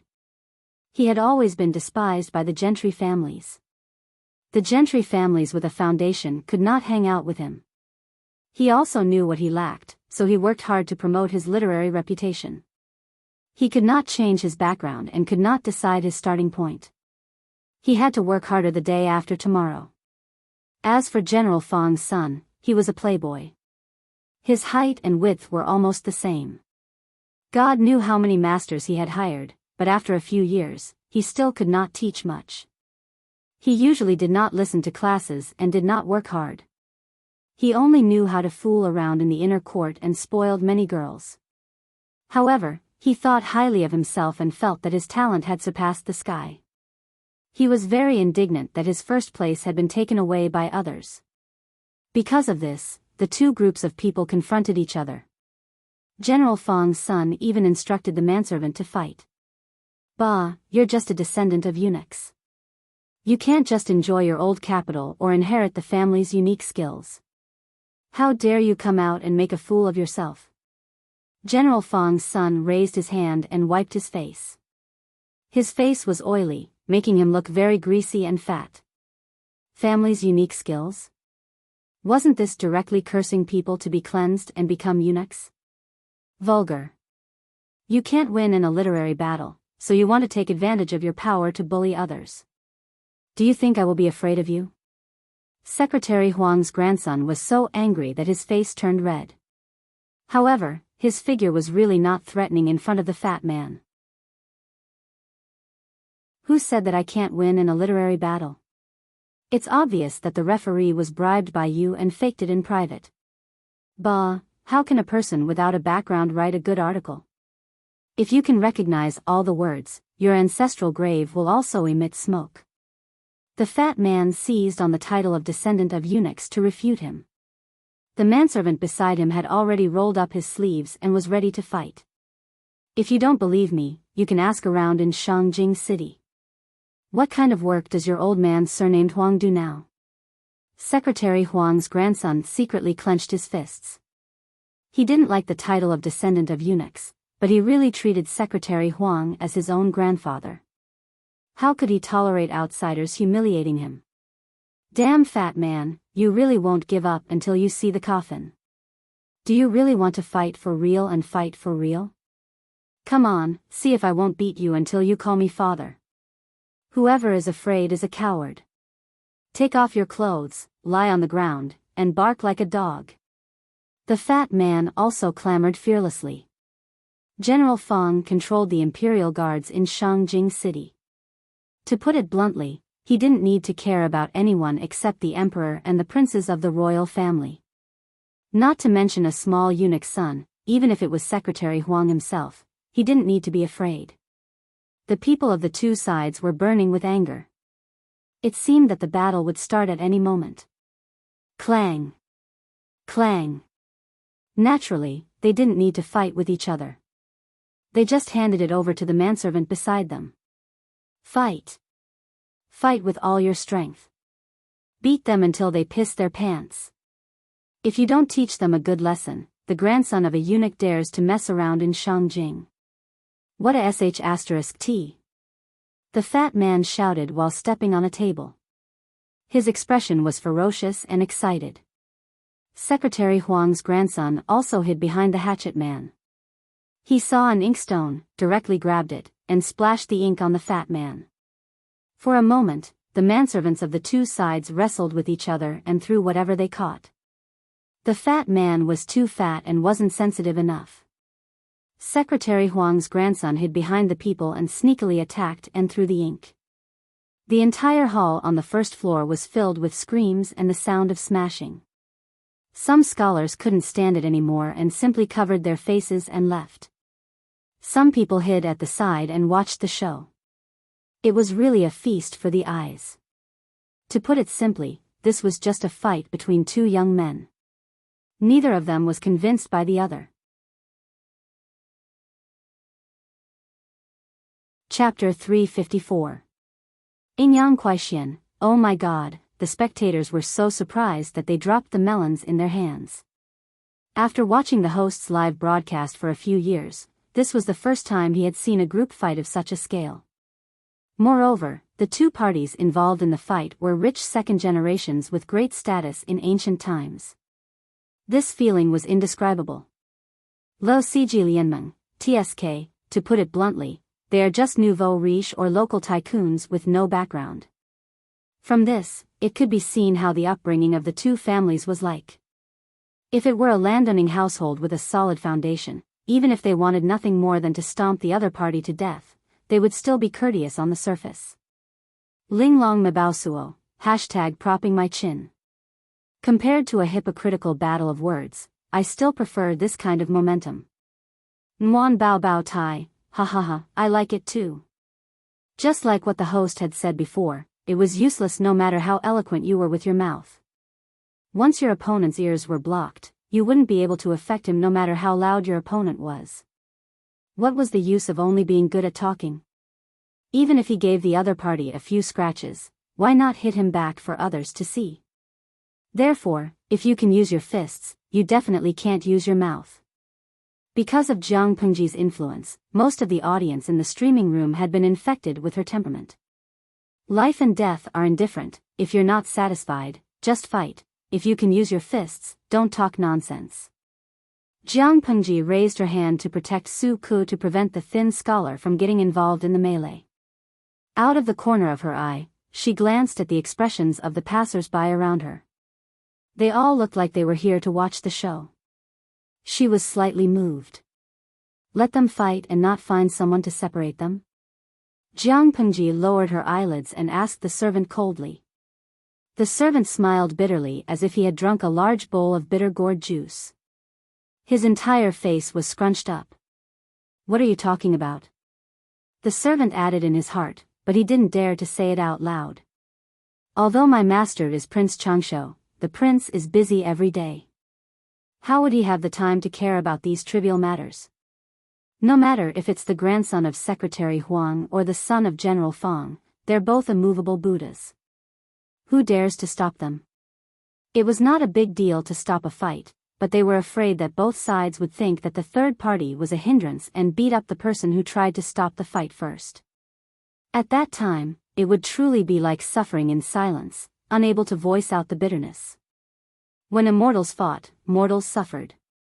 Now, he could only hope that they would finish the fight as soon as possible so that the tea house could close early. As for the items that were broken or smashed, make a list and send it directly to their mansions. For the sake of the Buddha, the owner of the tea house was Prince Changsho. Secretary Huang and Army General Fong would also consider compensating them. After listening, Jiang Pengji coldly responded with an "oh" and did not comment further. A bunch of brats causing trouble. They're wrestling on the ground. There's no technique involved at all. Jiang Pengji crossed her arms in front of her chest and took a step back to avoid the delicate teacup that was about to hit her toes. She tilted her head and complained to Su Ku, "Who do you think will win?" Su Ku glanced at his Langjun and prayed that he would not cause any more trouble. He lowered his eyes and muttered, "It should be from Secretary Huang's family." Nowadays, the government relies more on eunuchs. The group of eunuchs was very powerful, and now they were also arrogant, like the sun at high noon. But in essence, everything they had came from the emperor's connivance. The selling of official positions and titles was also secretly approved by the emperor. They were closely attached to the emperor, and their life and death were decided by the emperor. If the emperor was still young, they would have great achievements. But the problem was that although the emperor was muddle-headed, he was blinded by greed and attached great importance to power. The eunuchs were just dogs in the emperor's hands that were used to bite people. The group of relatives of the emperor was different. Although they were also the emperor's dogs, they had their own roots and had more autonomy than the eunuchs. The emperor also handed the imperial guards of Shangjing to the Fong family, which showed how much the emperor valued the Fong family, the group of relatives of the emperor. They also had a higher position in the emperor's heart. Whether it was the group of relatives of the emperor or the group of eunuchs, they were originally promoted by the emperor to deal with the aristocrats. Now that most of the aristocrats in Shangjing had retreated, there were also many high officials who had resigned. For example, the head of the secretariat, Feng Ren, had given the emperor a fatal illusion. What illusion? He mistakenly thought that he had taken back the power in the hands of the aristocratic families. He felt that he was no longer a puppet emperor who was constrained by others. Under such circumstances, the two dogs that he raised, the group of eunuchs and the group of relatives of the emperor, became a bit of an eyesore. The group of eunuchs could only rely on the emperor. In comparison, the group of relatives of the emperor was more troublesome. Jiang Pengji also guessed that they were from Secretary Huang's family, but the reason was not what Su Ku was worried about. The contest between the group of relatives of the emperor and the group of eunuchs was also real. If it was in the court, how could it be placed on a few juniors? The child of General Fong's family is too fat. Look at his figure. He can block half of the door of the tea house by himself. No matter how he moves, he is a huge target. Secretary Huang's grandson is clever. He has been hiding behind the manservant and shooting arrows from the back. He has great achievements. Who gave him the courage to compete with a long-distance fighter in terms of mobility? Su Ku was silent. He suddenly felt that his previous serious analysis had all been fed to the dogs. Jiang Pengji continued, however, when it comes to a group fight, one man can hold the pass against 10,000 people, or one man can drown people with too much saliva. Secretary Huang's young Langjun doesn't have enough fighters. If it continues to drag on, I'm afraid he will suffer losses. When Su Ku heard that, he secretly rolled his eyes. When it came to a group fight, he only admired his Langjun. As they talked, the situation became clearer and clearer. General Fang's son was very favored at home. Whenever he went out, he would bring 20 to 30 thugs with him. Just now, only half of them participated in the battle. The other half received the news that Langjun had been beaten and rushed in from outside. Originally, the two sides were evenly matched, but now, because of the number of people, the balance had tilted. Seeing that Secretary Huang's grandson was about to be caught and beaten up, the lad suddenly rolled backward and shouted regardless of his embarrassment. "Brother Ju, come and save me." "Brother Ju?" Jiang Pengji was already tired of watching. She didn't expect Secretary Huang's grandson to call for help at the last minute. She scanned her surroundings, wanting to find out who Brother Ju was. Fang Pengzi's side had already formed an overwhelming advantage. His super-heavy body formed a shadow that forced Secretary Huang's grandson to the corner. "Bah! Call for help. Let's see who can help you, you bastard." Secretary Huang's grandson's face had already blossomed, and there were some green and purple bruises on it. He looked embarrassed, but his eyes were still stubborn. "Humph, I'll return those words to you. Don't be so scared that you'll wet your pants later." Fang Pengzi's heart was burning with anger. He raised his huge fist and wanted to hit someone. At that moment, a clear voice that sounded like a compass came from the crowd. "Wait! Who's messing with my business?" Fang Pengzi turned his head and looked fiercely at the source of the voice. Everyone immediately looked over and saw a young man who was about 15 or 16 years old standing in the corner. He wore a green Confucian robe, which made him look tall. Chapter 355. "Hey, you're just a skinny kid. Do you want to stand up for this bastard?" Fang Pengzi bared his teeth and waved his fist threateningly. The handsome young man with red lips and white teeth was not afraid at all. It was as if he did not see the huge fist. "Fight? I definitely can't beat you." Feng Ju only had a servant with him. Although he had learned horsemanship, archery, and swordsmanship, he could only defend himself. He was not lethal enough. "But Fang Langjun is bullying me with numbers. Isn't it a bit too much?" "Pfft! If you can't beat me, get lost. Don't nag in front of me. Either you stand and watch him get beaten, or you come and get beaten up together. This is Shengjing. Who doesn't know my name? How dare a jealous scholar come and stir up trouble?" Feng Ju's eyebrows relaxed and he said leisurely, "Although I'm not Fang Langjun's opponent, it doesn't mean that no one can subdue you." Fang Pengzi responded with an "oh," and said nastily, "Do you want to go home and beg for help?" "There's no need for that." Feng Ju suddenly revealed an evil smile. It was as if a pure white drawing paper was dyed with a thick and colorful line. "Fang Langjun, do you dare to bet with me? If you win, I won't care about Huang Langjun's matter. If you lose, this matter will be written off." Fang Pengzi snorted. Although he had a fat pig's ears and no ink on his chest, it did not mean that he was really a pig. "This bet doesn't benefit me at all."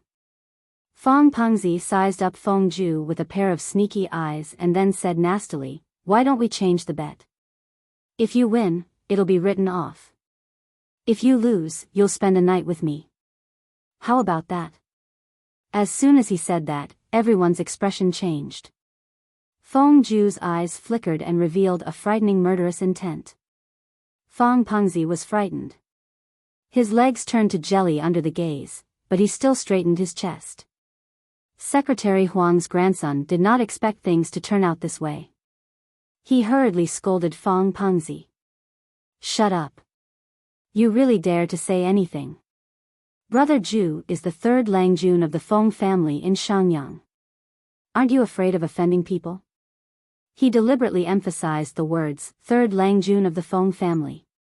When Jiang Pengji heard this, she secretly sized up Feng Ju. She thought to herself, "This is Feng Jin's third brother?" Feng Ju's attire looked simple, but the material of his clothes was exquisite. With one look, one could tell that he was either rich or noble. Fong Pengzi did not expect him to have such a powerful background. Although the head of the secretariat, Fong Ren, had retired long ago, the prestige of the Fong family in Dongqing was still unshakable. Fong Pengzi wanted to retreat, but he didn't want to show any fear on his face. Fong Ju sneered and said, "Sure. Brother Ju." Secretary Huang's grandson looked regretful. If he had known this would happen, he wouldn't have dragged Fong Ju into this quagmire. Fong Pengzi secretly cursed in his heart. Since Fong Ju didn't give him a way out, then everyone was in a difficult position. "What are we betting on?" Fong Pengzi asked. Fong Ju pointed at Jiang Pengji, who was watching the show from the side. "Whoever can take away a personal item from this Lang Jun will be the winner. What do you think?" Jiang Pengji was confused. The audience in the streaming room also reacted. He was trying to divert the trouble to someone else. Xylitol chewing gum, no way. Young Fong Jin's brother is so black-bellied and hateful. He actually framed the streamer? Linglong Mabao, you're so naughty. The streamer is really unjustly implicated this time. Noodle House Lao Ciji, why do I feel that this brother Ju has already recognized the streamer's identity and wants to ask for help? Fong Jin knows the streamer. He must have told his brother about the streamer's terrifying combat power. He said that the streamer can fight 100 people alone. Everyone was confused by the content of the bet. Fong Pengzi was the first to react. He was so angry that he almost stomped his feet. "Bah, you must know this person. This is cheating." Fong Ju looked innocent and said, "I don't know this Lang Jun." Jiang Pengji frowned unhappily. Her hands were a little itchy. She said, "I don't know him either." Fong Pengzi smiled evilly. "Since you don't know him, this bet is much easier. Kid, if you don't want to suffer for nothing, then take out a personal item. The more personal, the better. This young master will definitely win this bet. Surround him." The manservants obeyed and hurriedly surrounded Jiang Pengji, separating Fong Ju at the same time. As long as Fong Pengzi got Jiang Pengji's personal item before Fong Ju, he would win the bet. Jiang Pengji sneered and suddenly asked in a clear voice, "Fong Huayu, are all your brothers so naughty?" At that moment, a clear and mature voice of a young man came from the private room on the second floor. "My younger brother is naughty and mischievous. Please forgive him." As soon as the voice fell, a young man wearing a jade crown and a watercolored scholar's robe lifted the bead curtain of the private room and walked down the stairs. Looking closely, it was not Fong Jin, Fong Huayu, whom they had not seen for a few years. The young man's appearance was magnificent. His facial features were slightly similar to the young man from before. When the two were put together, it was obvious that they were biological brothers. Even so, he shouldn't have made such a bet. If he had lost, how would it have ended? Jiang Pengji was puzzled. In her opinion, the upbringing of the Fong family could only produce a gentleman like Fong Jin. How could they have produced someone as rebellious as Fong Ju? He was bold and willful. He even dared to agree to the terms of the bet. This kid had a good temper. With Jin watching over him, nothing will happen.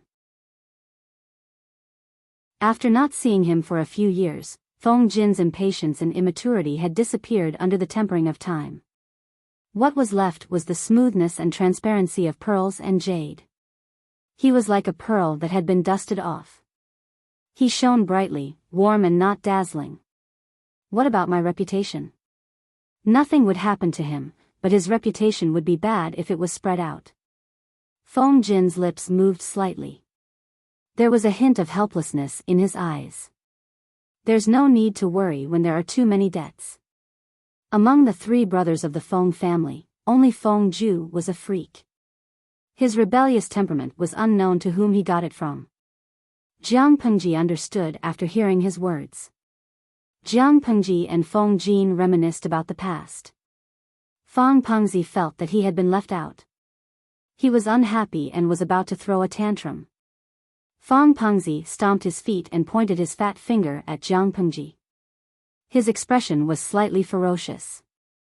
Who cares who you are? Capture this kid and remove his clothes. Didn't you want a personal item? I'll take it all and make this bet lose for sure. Fong Jin looked at Fong Pengzi with pity. He was acting recklessly. Fong Ju's eyes moved back and forth between his brother and Jiang Pengji. No one knew what he was thinking. Take good care of my accountant. If he loses even a strand of hair, Huayu, you can't afford to pay for it. Jiang Pengji threw the sandalwood fan in her hand into Fong Jin's arms and entrusted Su Ku to him. On the side, Princess and Yaina glanced at the handsome Fong brothers with coquettish eyes. They were a feast for the eyes and made one's fingers twitch. She wondered where Lu Shi came from. He actually knew so many young talents. Fong Jin smiled happily. Of course I'll ensure that Xiao Yu will be fine. The audience in the streaming room could not help but cover their eyes. The scene that followed was too bloody. They could not bear to look at it. Hee, have you thought it through? Fong Pengzi was still unaware of his imminent death. He thought that Jiang Pengji was afraid of trouble and wanted to take the initiative to admit defeat. Remove your clothes. Do you know who my father is? Jiang Pengji asked. Fong Pengzi was furious. I don't care who your father is. Yes, you don't have to care who my father is, but you have to know who I am. Chapter 356. You don't need to know who your father is, but you need to know who your father is. Hearing Jiang Pengji's declaration, Fong Ju was stunned on the spot. A wanton evil smile appeared on his face. Second brother, is this the Lu Lanting that you always talk about? It's true that hearing about you is not as good as meeting you in person. What a madman. Not to mention anything else, just this rebellious arrogance was quite to his liking. Fong Jin secretly caught a glimpse of his younger brother's infatuated expression. He couldn't help but raise his hand and tug on his sleeve, pulling him out of the battle circle. He didn't want his third brother to be innocently implicated. If he was beaten up by Jiang Pengji, he would have been beaten up for nothing. There would be no place for him to argue. As he spoke, Secretary Huang's grandson held his sore waist with one hand and covered his slapped face with the other as he limped towards Fong Ju. Brother Ju, it's my fault this time. I've implicated you. Hiss, this stinking fatty, it hurts a lot when he hits me. Secretary Huang's grandson grimaced in pain. In terms of nominal age, he was 2 years older than Fong Ju, but in terms of months, it was only 2 or 3 months a year. Probably because he often fell and rolled, he looked stronger than his peers, but his head was a little injured. Fong Ju secretly held back his laughter and revealed concern on his face. It's fine. It's just that when Bogeo returns this time, I'm afraid he will be punished by the family law Rattan. When he heard the words family technique Rattan, his face, which looked as if a palette of colors had been overturned, became even more distorted, making him look even more abstract. Alas. Don't talk about it. I'll definitely be beaten when I go back this time. Secretary Huang's grandson looked sullen, and his face was full of drama. When he was free, he secretly glanced at Fong Ju. Seeing that Fong Ju had no intention of distancing himself from him, he secretly breathed a sigh of relief. To be honest, even if he hated others who humiliated him because he was the descendant of a eunuch, he could not deny his family background. It was also the source of his inferiority complex.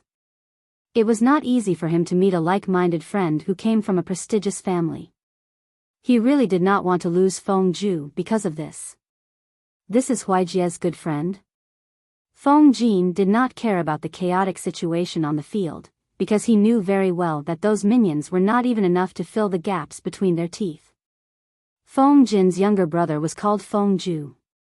His courtesy name was Huijie. This generation of the Fong clan's descendants were mostly named with words related to jade. Hearing Fong Jin mention him, Secretary Huang's grandson quickly put away his playful expression and said seriously, "That's me." Feng Zhu introduced, "Second brother, this is Huang Song, the classmate and good friend I've always mentioned. He's the disciple of the great scholar, Mr. Ji." Dongqing had a strong academic atmosphere, and there were many great scholars. Although the Mr. Ji that Feng Zhu mentioned was not comparable to Master Yuanjing, he was still a very famous great scholar within the borders of Dongqing. Huang Song was able to use the title of the eunuch's descendant and become the disciple of a famous teacher. Obviously, he had some skills. Huang Song hurriedly said, "I don't deserve it. Second brother Feng can just call me Bogeo." Feng Jin smiled gently and nodded. "Then it would be impolite of me to refuse." Huang Song was very sensitive to the emotional changes of others. He immediately knew that Feng Jin was keeping a distance from him. He wasn't too upset about this. If others knew that he was Secretary Huang's adopted grandson, they would have covered their noses and walked away. Very few people were willing to have a normal conversation with him. Feng Jin's attitude was actually very good. He was so focused on recognizing people that he almost forgot that Jiang Pengji was still fighting with Feng Pengzi. Huang Song slapped his forehead with one hand and hurriedly turned to ask Feng Zhu. "Brother Zhu, should we call for help?" Feng Zhu lowered his eyelids and pouted. "Does he look like he needs help?" As soon as he finished speaking, Huang Song also turned his head to look at the situation of the fight in the hall. He happened to see a huge black shadow fall at his feet. Huang Song was so scared that he hurriedly took 2 steps back. He was still in shock. "Come. Now tell me, who's the father?" "You're the father. You're the father." Feng Pengzi could still be arrogant at first, but as the servants died one by one and became paralyzed at his feet, his confidence became more and more fragile. He was like a snail that had its shell removed, revealing its tender body to be trampled on by others. He didn't feel the slightest sense of security. In an instant, he responded to whatever Jiang Pengji said with tears and snot flowing down his face. Jiang Pengji lifted her leg and kicked the servant who was blocking the way aside. She grabbed Feng Pengzi's collar with one hand and lifted him up with one hand while Huang Song's eyes almost popped out of his head. "Say it again. My ears aren't good. I didn't hear it." "Father, you're my father." Feng Pengzi was tall and sturdy, but it was all fat. He was shorter than Jiang Pengji by a head. Now that she lifted him up like a little chick, he was scared out of his wits. He shrank his neck like a quail and spoke incoherently. When Huang Song saw this, he was secretly speechless. He almost bit his tongue. He muttered in a low voice, "Oh my, that damn fatty weighs more than 2 dawn," but he actually lifted him up with one hand. This is simply innate divine strength. 1 dawn was equivalent to about 50 kilograms. 2 dawn was a full 200 kilograms, and this was just an estimated figure. Looking at Feng Pengzi's body size, he was at least 240 kilograms. His arms were thin, but he didn't expect his strength to be so great. Only then did he realize that Jiang Pengji had single-handedly defeated all the servants and fighters that Feng Pengzi had brought. Everyone had been beaten black and blue. Even though no one had died, looking at the degree of swelling, they would not be able to leave the house for the next 2 weeks and would not be able to see anyone. When he saw this, Huang Song's eyes revealed his appreciation for talent. He was eager to make friends with her. It's not a secret that Lang Jun was born with divine strength. Su Ke chuckled, as if the person who emitted the aura of a ruffian was not his Lang Jun. May I know where your Lang Jun's ancestral home is and where he lives?" Huang Song asked with his hands cupped together. He was rather gentlemanly. "My Lang Jun's ancestral home is in Hejin. He has lived here for a long time. His family is Lu," Su Ke said plainly. When Huang Song met his eyes, he faintly felt a sense of fear, as if his thoughts had been seen through. "The magistrate of Chongzhou, Lu Shi, is Lang Jun's father." This background was not something that the descendants of eunuchs could covet. Su Ku added silently in his heart. Lu Shi's son, Lu Shi? Huang Song suddenly thought of something. Are you saying that he is the Lu Shi who was born with divine strength and chased the tiger across the ravine? Chased the tiger across the ravine. This was a term used to describe a fierce general in the previous dynasty. It meant that this person was incomparably fierce. Even a ferocious tiger would break into a run when it saw him. Although Jiang Pengji was also born with divine strength, her reputation was not prominent. Until she left Langyi, she gambled with someone and killed 2 tigers. She even brought the 2 tiger carcasses around the city and flaunted them around her opponent's house. She was so angry that she vomited blood. Her fierce reputation spread because of that. Chapter 357. That's right. Su Ku nodded calmly. Huang Song completely gave up. Talented people were everywhere, but his status was low. There was no way for him to attract talented people, let alone Lu Shi's son. However, even if he could not be recruited, he could treat him as a friend. Seeing that he was so bold, he should be a broad-minded person who did not adhere to the secular world. Thinking of this, the regret in Huang Song's heart calmed down a little. He continued to watch the farce. Jiang Pengji looked at the bruise on the fat man's left eye. Driven by her obsessive-compulsive disorder, she simply hit his right eye too. It was symmetrical. Bah, I can't give birth to a good-for-nothing son like you. If I give birth to you, you'll definitely be a wall-climbing sissy. Such ridiculing words made all the guests in the hall laugh. In terms of sarcasm, Jiang Pengji's words were really sarcastic, extremely sarcastic. Aren't you afraid of being torn into pieces? The fat man was called back to his senses by the laughter. He was so embarrassed that his face turned red. He mustered up the courage to threaten her. If you have the cheek to ask your father to come over, I don't mind beating him up too. Jiang Pengji was not joking. If the fat man really dared to shout, she really dared to beat him up. The fat man was so angry that his face turned red. Jiang Pengji felt that she was not angry enough and added another sentence. However, if that's really the case, you'll have to call me grandpa when the time comes. As soon as this sentence was said, many people did not come back to their senses. They did not understand what she meant. Only Feng Jin, Feng Ju, and Su Ku were quick-witted. They understood the meaning behind it and almost choked on their own saliva. Huang Song was also quick-witted. He understood after a while. Jiang Pengji's words were very clear. She would beat the fat man up and ask him to call her father. If the fat man's father came, he would definitely be beaten up until he rolled on the ground and called her father. In that case, the fat man would become a grandchild and have to call Jiang Pengji grandpa. These words were really sarcastic. Get lost. I never leave anyone alive when I fight. If it weren't for your fathers, your corpses would be cold. Jiang Pengji sneered and threatened him. If you go back and complain, go ahead. This young master would like to hear whether it is you or me who is in the right. Although the cause was Fang Pengzi and Huang Song's fight for the top spot in the tea house, in the end, Fang Pengzi actually wanted to strip Jiang Pengji naked and humiliate her. This was no longer a simple conflict. If things got out of hand, it would not be easy to resolve. You just wait for this young master.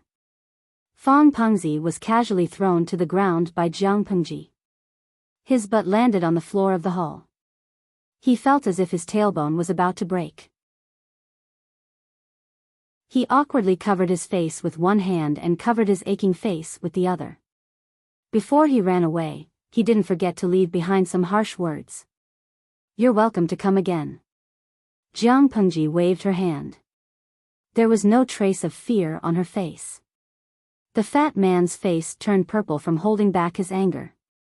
He left in a sorry state under the protection of a group of hired thugs and servants. When Fang Pengzi was out of sight, Jiang Pengji wiped away the annoying smile on her face and resumed her usual coldness. Remember to compensate for the damage you've done to their place. These words were directed at Feng Jin. If it weren't for Feng Jin's brother, she wouldn't have suffered such an undeserved calamity. Feng Jin smiled gently and dignified. Huang Song, who was beside him, hurriedly said, "Today's incident started because of me. The compensation should be paid by me. I'll get the servants to send it over later. How can I let second brother Feng suffer losses?" Although Huang Song was the descendant of a eunuch, other than having a bad reputation, his life was more comfortable than anyone else's. In terms of pocket money, among everyone present, his private stash was the richest. Who is this? Jiang Pengji had been multitasking just now. She already knew Huang Song's background, but she still pretended not to know and asked despite knowing the answer. Huang Song introduced himself embarrassedly, "I'm Huang Song. If Lu Langjun doesn't mind, you can call me Bogeo." "Sure." Jiang Pengji nodded. Huang Song's eyes lit up. Compared to Feng Jin's gentle and distant attitude, Jiang Pengji didn't give him the feeling that she was unreachable. In other words, there was a chance to be friends. At that moment, Wu Majun, who had been ignored by everyone for a long time, opened his mouth. "That young Langjun is the beloved son of Marquis Chenjen. Lanting humiliated him, so Marquis Chenjen won't let it go." Marquis Chenjen was actually General Feng, who controlled 100,000 imperial guards in Shangjing. What's there to be afraid of? If he has the guts to come and reason with us, we'll bring out the facts and reason with him. Who doesn't have a father in this day and age?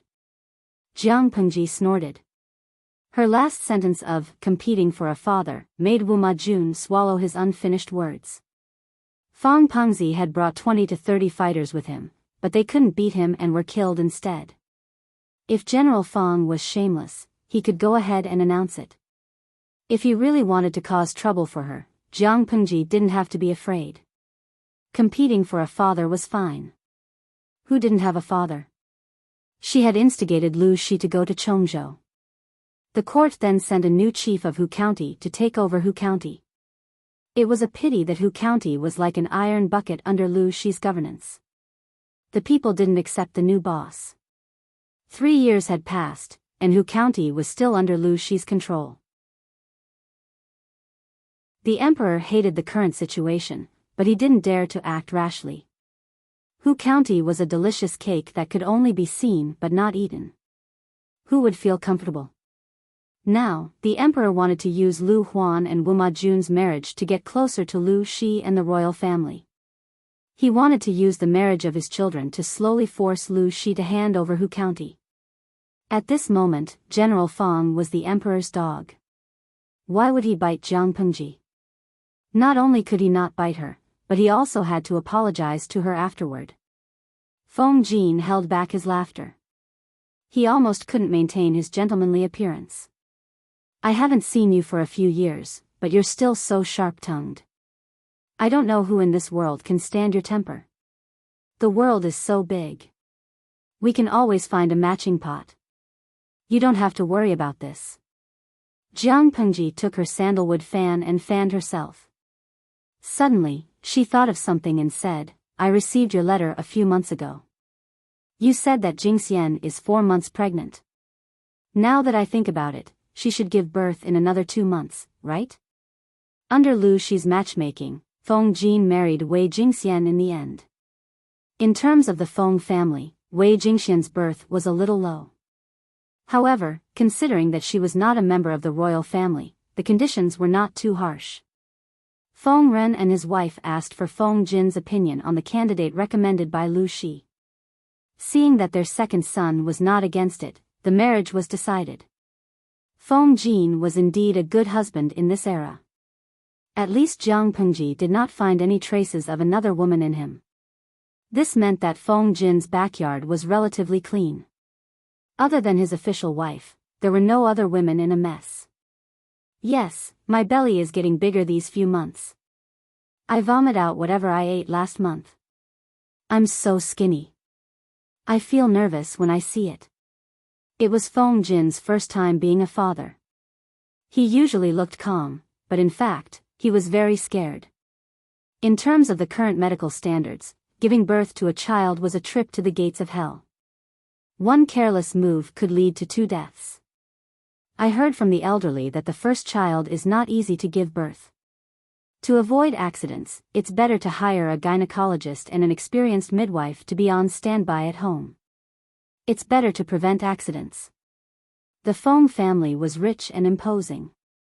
They could afford to hire a maternity attendant for their daughter-in-law.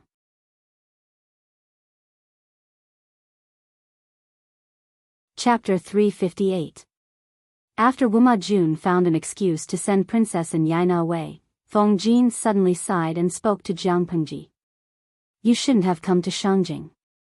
The hustle and bustle downstairs gradually quietened down with Feng Pengji's departure. The quiet and elegant atmosphere was restored. As soon as she entered the house, Jiang Pengji unceremoniously changed a new tea set for herself. She brewed a cup of tea and sipped it warmly. My father is far away in Chongzhou and has no time to attend my sister's wedding. I'm the only male in the family. If I don't come, who will? Feng Jin said, if that's the case, leave when you can after your sister's wedding. Jiang Pengji could not help but laugh. She said, you and I are considered old friends. Who would chase someone away the moment they meet like you? Feng Jin glanced at Jiang Pengji angrily, as if to say, if you don't listen to good people, you'll suffer. He laughed helplessly. All right, I won't chase you away. Is that okay? The two talked about the recent years, and the atmosphere was harmonious. Feng Ju, Huang Song, and Su Ku listened quietly. Occasionally, they revealed thoughtful expressions. Feng Ju was the most puzzled. He knew his elder brother's temperament very well. He seemed gentle and graceful, as if he could talk to anyone. In reality, Feng Jin was the coldest, alienated, and difficult to get close to. On the other hand, Jiang Pengji did not feel like a gentleman like the rumors said. Instead, she seemed to be rebellious. The two of them became good friends. It was a little out of place. Since the capital region is already so chaotic, why did you bring the whole family here? His wife was about to give birth. Feng Jin was really ambitious. The topic went around in circles and returned to the situation in Shangjing. Jiang Pengji thought of Wei Jingxian's pregnancy. Now that chaos was coming, why did Feng Jin come to Shangjing instead of taking his wife to have a good pregnancy in his hometown? If anything happened, he would not be able to get away even if he wanted to. Feng Jin smiled bitterly. He spread his hands and said, this is not something I can decide. Jiang Pengji was puzzled at first, but when she saw Feng Jin's expression, she vaguely understood something. Her starry eyes widened slightly. She asked, the situation has reached such a stage. What else? Feng Jin raised his eyebrows and asked. To put it bluntly, Feng Jin represented the Feng family as a hostage and lived in Shangjing to appease the emperor. The influence of the relatives of the emperor and the power of the eunuchs were the two biting dogs prepared by the emperor to deal with the aristocratic families. In the past few years, the emperor had become more and more muddle-headed, allowing the marriage between the northern borderline and Dongqing to go smoothly. This move made many aristocratic families sense a great change in the atmosphere. In order to protect their families, some people chose to continue to rise and fall in the officialdom, while others pretended to be defeated and slowly retired. Feng Ren's resignation was naturally the latter.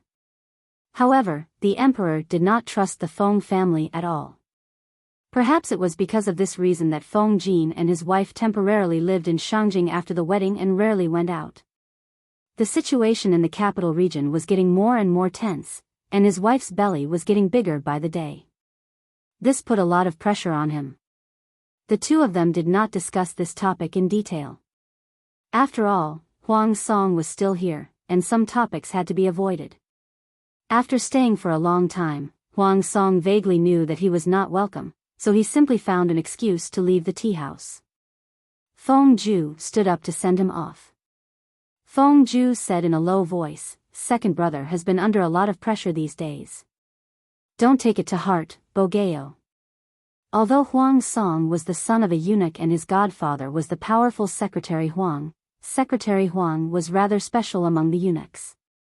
He was also deeply liked by the emperor and did things like selling official positions and titles, but he also secretly extended olive branches to the aristocratic families.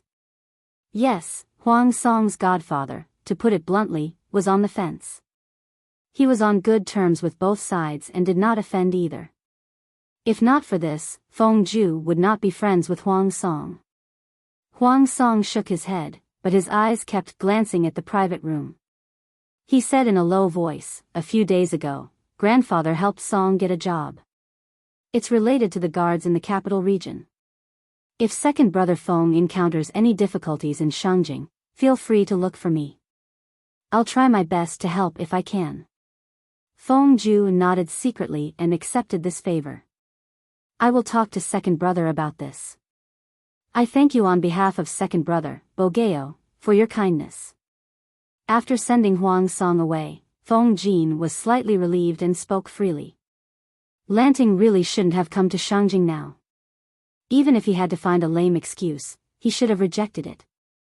Didn't Lanting notice that the emperor has been finding excuses to summon scholars from various clans to gather in Shangjing? Even the officials of the aristocratic families who are working outside have been summoned. I'm really terrified. Whether it was Jiang Pengji, Feng Jin, or Feng Zhu, the aristocratic sons in Shangjing were all hostages. Although the emperor had not revealed his true intentions, this move was enough to make people panic. He's already here. Can he escape in the middle of the night? Jiang Pengji rolled her eyes and snorted. Before coming to Shangjing, more than one person said the same thing to me, but I still came. I'd like to see what he's up to. Feng Jin had a headache. He silently mouthed, "The imperial guards are acting strangely. I'm afraid someone is trying to usurp the throne." Jiang Pengji's eyes turned cold. She instantly understood. The imperial guards were under the control of General Feng. General Feng was a relative who was promoted by the emperor. He was the emperor's confidant. If the imperial guards were to act strangely, it could be that the emperor wanted to attack the aristocratic families and force them to hand over their power. However, Feng Jin added, "I'm afraid someone is trying to usurp the throne." Then the imperial guards' actions were somewhat thought-provoking. Usurp the throne? The princes were fighting fiercely for the throne. Prince Changsho, who had become famous, was eyeing the throne covetously. It was really hard to say who the usurper was. In the end, this is just a show where the mantis stalks the cicada, unaware of the oriole behind. Feng Jin had lived in Shangjing for a period of time. He had a clear understanding of the current situation. However, who is the mantis, the cicada, and the oriole? It all depends on one's ability. Lanting, listen to my advice. Be obedient these days. Put your own safety first. When this period is over, the situation should be clear. Su Ku heard Feng Jin's sincere and earnest advice. He could not help but look at him with a complicated expression. He had a feeling that this was not a good sign. Would he be slapped in the face by this flag? I know. Jiang Pengji agreed verbally, but only she knew what she was thinking in her heart. After all, the tea house was Prince Changsho's territory. Even if Jiang Pengji could guarantee that the conversation would be discreet, she did not want to talk about such an important topic in someone else's territory. Feng Jin understood. The two of them tacitly stopped the topic. At that moment, Feng Zhu returned to the private room.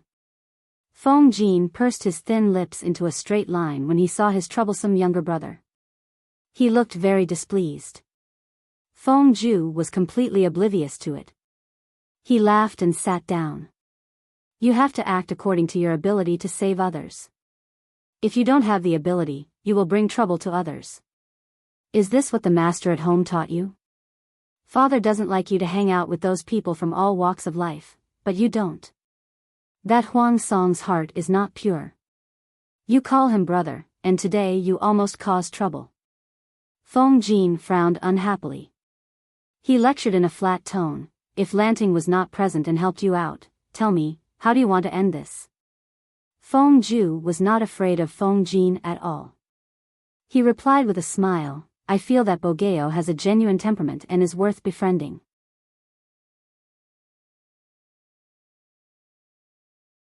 Chapter 359. Feng Jin took a deep breath and asked bluntly. Your so-called true temperament is to drag you down with me when I get into trouble? This annoying little brother of his should grow up a little. How could he count the money after being sold? Huang Song and Fang Pengzi led their men to fight each other. Regardless of whether they won or lost, both sides would have a sense of propriety. No lives would be lost. At most, they would just embarrass themselves. However, Huang Song shouted, Brother Ju, quickly come and save me. Feng Ju, who was supposed to stay out of this matter, was dragged into it. To put it bluntly, with Feng Ju's little bit of martial arts, he would only be sending himself to die if he went over. What help could he provide? Not only did Feng Jin dislike Huang Song for being a eunuch, but he also despised him for dragging Feng Ju into the mire. Just this action alone was enough for Feng Jin to defame Huang Song for a lifetime. Feng Ju did not speak. Feng Jin snorted coldly and asked, Don't be vague about the main point. Answer me. Without Lanting's help, how would you have ended up today? Third brother, this is Shangjing. There are hidden dragons and crouching tigers everywhere. You are not allowed to act recklessly. When he thought of Fang Pengzi's previous request for a bet, he was so angry that his chest hurt. What made him even more upset was that Feng Ju had agreed to it immediately. This brat shouldn't have been released at all. Feng Ju, on the other hand, had a good temper. He smiled and said, Don't be angry, second brother. Bogeo won't let me be humiliated. After Feng Jin heard this, he seemed to have thought of something. His expression became strange and conflicted, like an overturned pallet.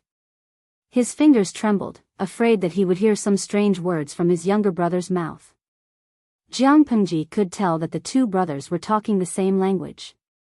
She could not help but laugh. She coughed lightly to attract their attention. What Huijie wants to say is that Huang Song has the intention to rope him in. Regardless of whether it's a ploy to gain Huijie's trust, he will try his best to protect Huijie even if he is humiliated, Jiang Pengji explained, dispelling the terrifying thought in Feng Jin's mind. Feng Ju revealed a relaxed smile and nodded. That's right. Rather than saying that Huang Song had asked Feng Ju for help, it was more like Feng Ju was testing Huang Song to see how magnanimous he was. Even without Jiang Pengji's help, Feng Ju was confident that he could escape unscathed. His brother was worrying too much. Feng Jin had a lot to say, but he didn't know where to start. Feng Jin's face darkened. You shouldn't have dragged Lanting into this. What would you have done if you had not called out Lanting but some other innocent person? That Fang Langjun has always been a playboy. His actions can't be judged by common sense. Can you guarantee that everything is under control? It was one thing for him to scam his own brother, but now he even scammed his brother's good friend. Who taught such a brat? Feng Ju blinked uneasily and said with a faint smile, If I didn't recognize Brother Lanting, I wouldn't have messed around, would I? It was precisely because he had recognized it that he was fearless. Feng Jin understood what his younger brother meant. His heart was burning with anger. According to his words, if he recognized it, then he deserved to be tricked. You're the son of the Feng family, and he's merely the descendant of a eunuch. Huijie, what exactly do you want? He knew that his younger brother had a wide range of friends and did not care about family status, but Feng Ju's behavior gave him a bad feeling. Feng Jin criticized Huang Song's background, but Feng Ju did not comment. This in itself was Huang Song's shortcoming, and it was also a stain that could not be erased. Although what Feng Jin said was the truth, Feng Ju did not like his brother's habit of judging one's status based on one's family background. As they grew older, the contradiction and division between them became more serious. The founding emperor of Dongqing was an escaped slave, and he even worked as a coachman. The Feng family is also an official, but I don't see my brother saying anything about this. Suddenly, Feng Ju sneered, and the atmosphere instantly dropped to a freezing point. Were these two brothers preparing to fight? As the saying goes, one should not wash one's dirty linen in public.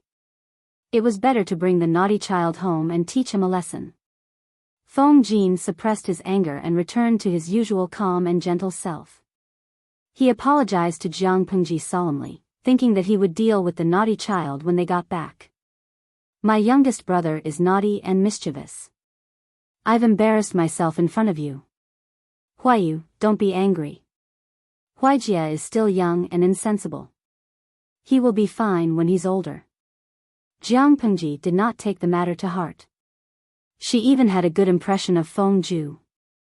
However, this brat really needed a beating. After a meeting, they parted on bad terms. After the Feng brothers left, Su Ku was still deep in thought. Jiang Pengji asked him, "Are you still thinking about Huayu and Huaijie?" Su Ku said, "A few years ago, I had a few conversations with Feng Langjun. He is not the kind of person who is fixated on family status." "Why is he now?" Jiang Pengji said. "First of all, people change. Huayu is now a young man, not an immature boy. How can his thinking remain the same? Secondly, he is not fixated on family status, nor does he look down on people who are not part of the aristocratic families. He just doesn't like Huang Song." Su Ku was stunned. "But just now, Xiaoyu, let's say you have a younger brother. In your eyes, this younger brother is still young and inexperienced, and he needs the protection of an elder brother." One day, a ruffian came from outside. He looked down on everyone from head to toe, but it was this kind of ruffian that made your brother think highly of him. As the elder brother, how could you feel good about it? Jiang Pengji explained with a faint smile, that ruffian was Huang Song. Su Ku was silent. As an only child, he did not understand the thoughts of a younger brother. Huayu does not approve of Huaijie and Huang Song's friendship. It is for the good of this younger brother. No matter how many olive branches Huang Song's godfather extended to the aristocratic families, whether they are neutral or fence-sitters, as long as the emperor is wary of the aristocratic families, Huang Song and Huaijie will stand against each other. What's the use of a close personal relationship? One may know a person's face but not his heart. Who knows what kind of person Huang Song is behind the scenes? Su Ku sighed after hearing that. In that case, Feng Langjun has put a lot of thought into it. However, he can't stand his younger brother's rebelliousness. Huaijie's first impression of Huayu is the strongest, and I'm afraid it will be difficult to change it. Moreover, Huayu is indeed prejudiced by family status. This is a common problem among the sons of aristocratic families, and it is also normal. In the eyes of others, Huaijie is a bit of a weirdo. Su Ku recalled what Feng Ju said before and nodded in agreement. It's just a pity, Jiang Pengji was suspicious. What's a pity? That Feng San Langjuan's temperament is compatible with you, Langjun. They were both rebellious. They were born into the aristocratic families, but they did not have a high sense of identity with their social class. They had strong self-awareness. Tisk, let's not. If I abduct Huayu's precious younger brother, do you think Huayu will hate me? Su Ku was silent. Thinking of Feng Jin's younger brother complex, he felt that it was hard to say. Jiang Pengji brought Su Ku around the night market. They bought big and small bags of gifts. Not only did they hang all over her hands, but they also hung a lot around her neck. Fang Pengzi, who had been beaten up by Jiang Pengji, limped home with the help of the thugs. Before he even stepped into the house, he was already bawling with tears and snot in his eyes.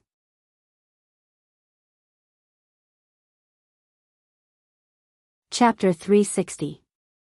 On the other side, General Fang had just become a high-ranking official, and his wallet was filled up again. He hummed a tune and drank the tea happily. Just when he was so happy that he forgot himself, a ghastly wail and wolf howl exploded in his ears. Clang, His hands shook, and the teacup lid fell to the ground, and the tea stained his clothes.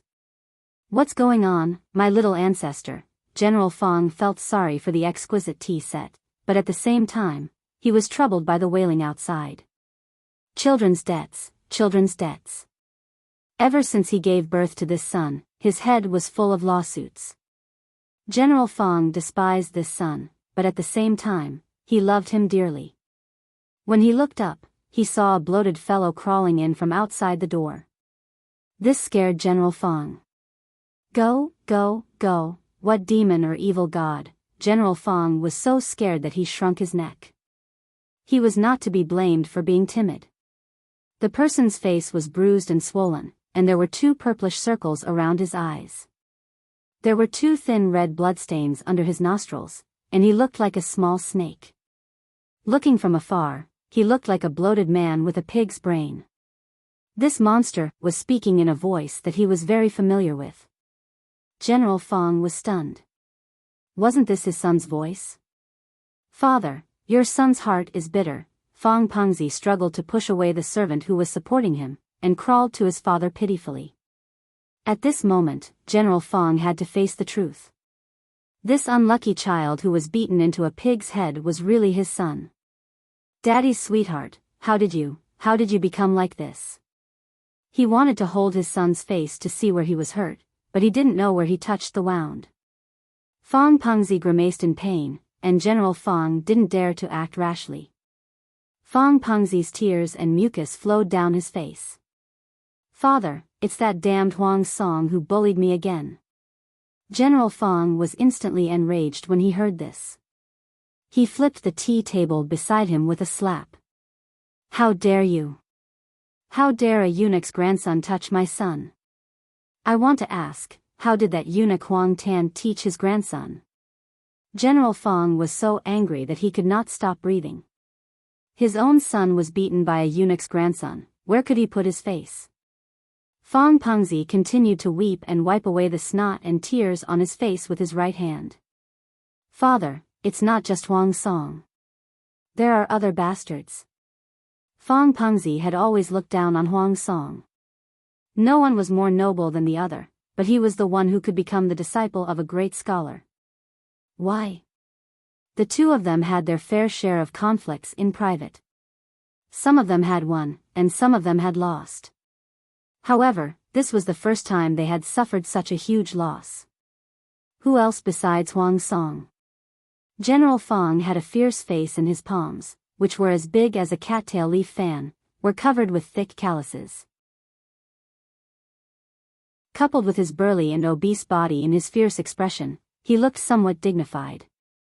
But everyone knew that General Fong was of humble birth. Before he became Marquis Chenjen, he was a street peddler. Fong Pengzi said vaguely, "There's another kid." "I don't know where he came from." General Fong was silent for a while. Although he felt sorry for his son, he was not blind. There was something wrong with Fong Pengzi's attitude. It was obvious that he was hiding something. This made him more cautious. He simply called his son's lackey over and asked him in detail. After a detailed inquiry, General Fong almost clutched his chest and breathed his last. "Evil creature. Who asked you to provoke them?" The Fong family of Shangyang was an existence that even the emperor was wary of. Who gave this kid the guts to do so? However, the Fong family had already retired. There was no one in the court, so there was no need to be too afraid. General Fong was not worried about the Fong family. He was worried about Lu Shi and Chongzhou. Fortunately, his son did not really bully Lu Shi's son. If he had really stripped Lu Shi's clothes, the whole of Dongqing would be turned upside down. Fong Pengzi was indignant. "Did I get beaten up by Huang Song for nothing?" "You got beaten up. Can't you find a chance to fight back? Aren't you usually quite capable?" General Fong was so angry that his beard curled up. Fong Pengzi was speechless. He had no problem sneaking up on Huang Song, but he really could not beat Jiang Pengji. "If you don't get back at me, I'll look for my aunt to get justice for me."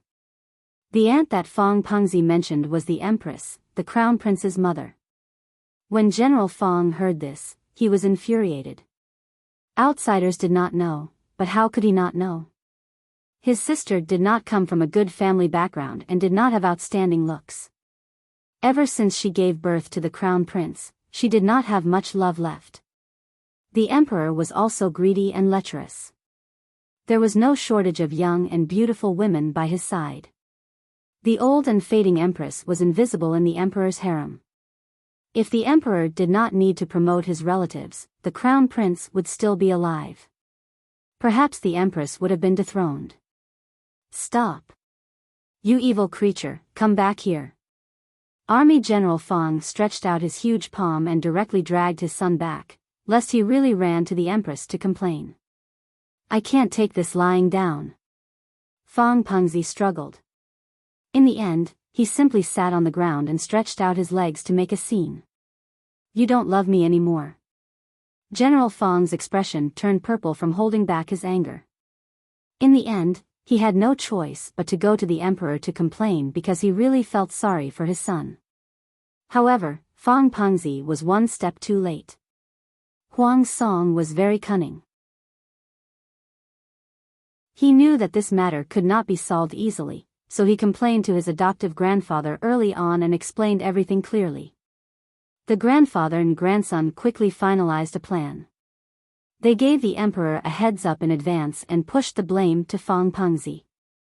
As mentioned before, the emperor liked eunuchs more than relatives who had a big appetite.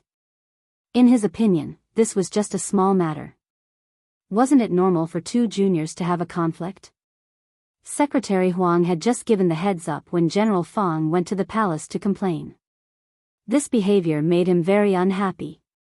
In terms of figuring out the emperor's will, how could General Feng compare to Huang Tan, who served the emperor? In the end, the father and son of the Feng family were disgraced. Huang Song had achieved a small victory, but his friend Feng Ju did not have it so easy. Feng Jin would not make a scene, nor would he scold him. However, he would stare at him coldly and exert mental pressure. Under such cold violence, Feng Ju gradually could not sit still anymore. What's so good about Huang Song? Feng Jin opened his mouth slowly when the hot tea was cold.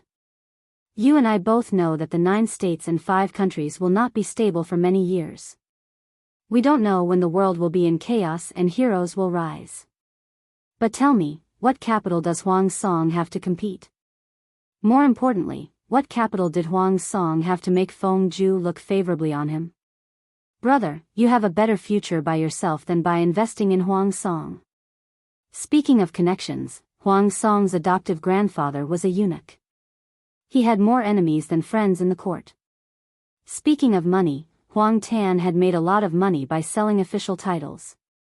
Otherwise, he would not have been able to buy an official position for Huang Song at such a high price. But did the Feng family lack money?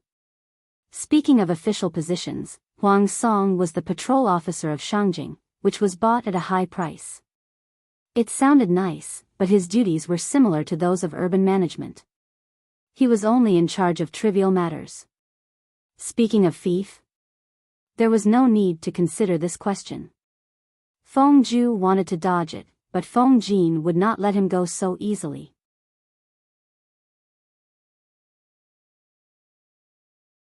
Chapter 361.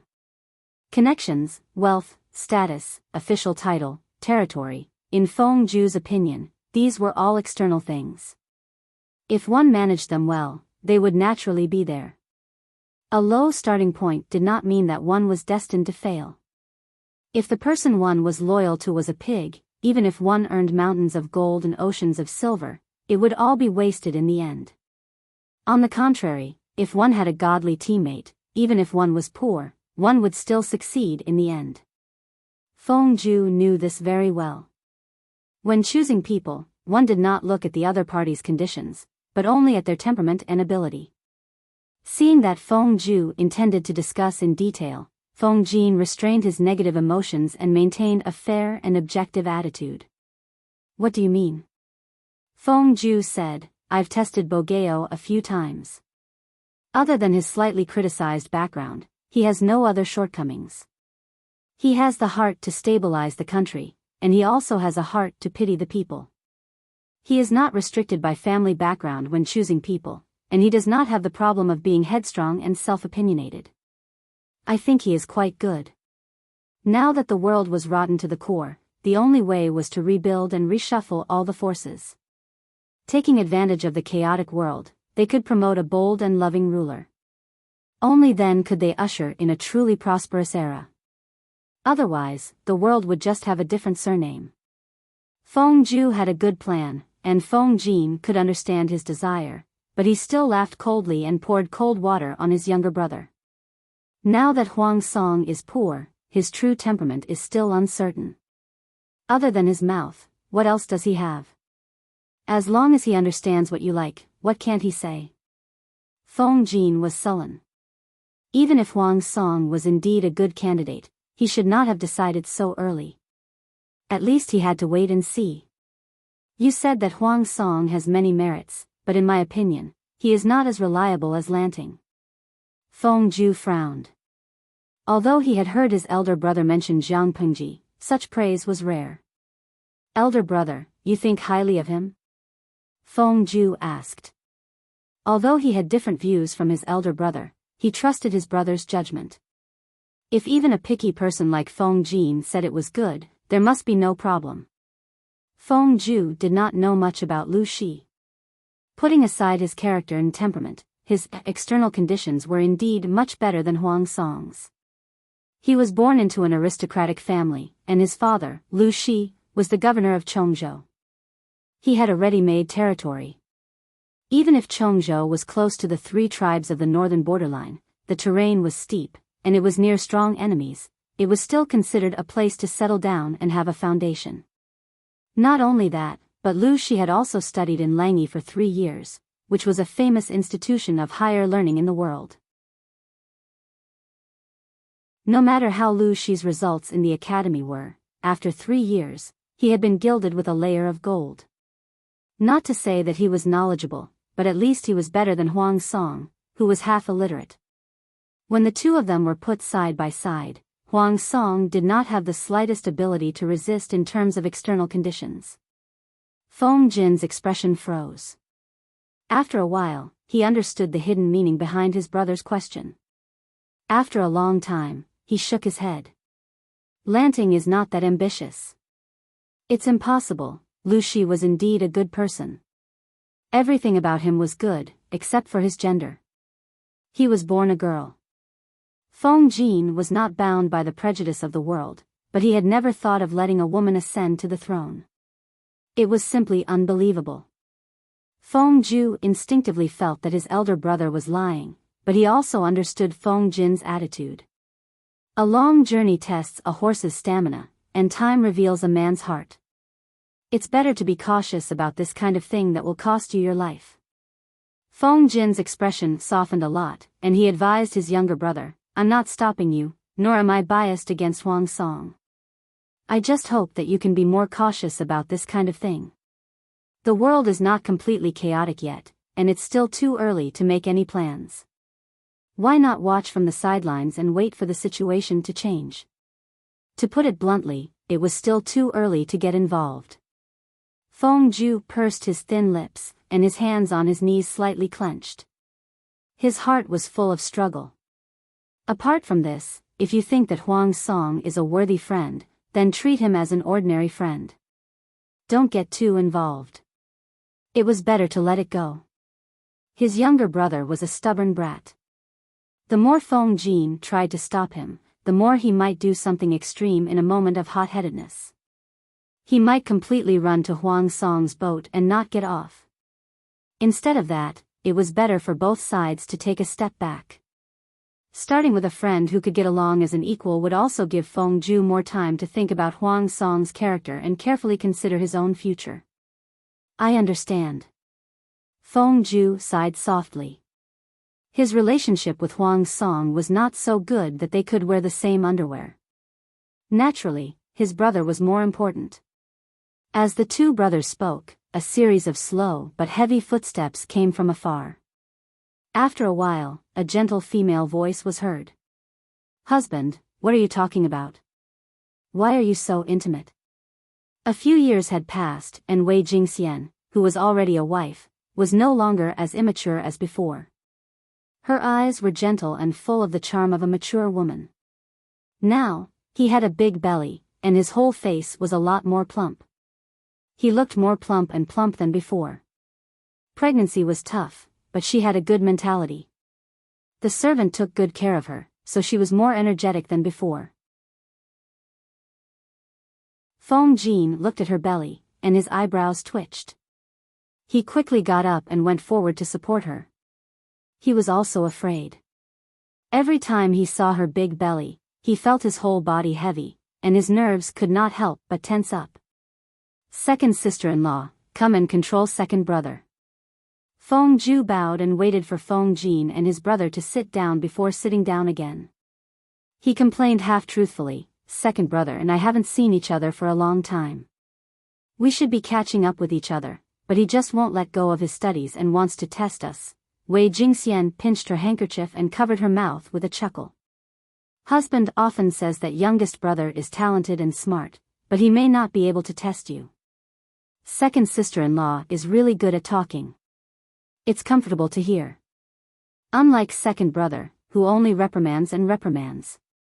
Feng Jin glared at him, and the two brothers exchanged a few glances. As they grew older, the relationship between Feng Jin and Feng Ju gradually became tense.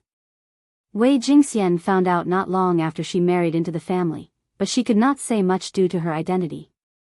She could only try to ease their relationship. I've prepared some light wine and dishes.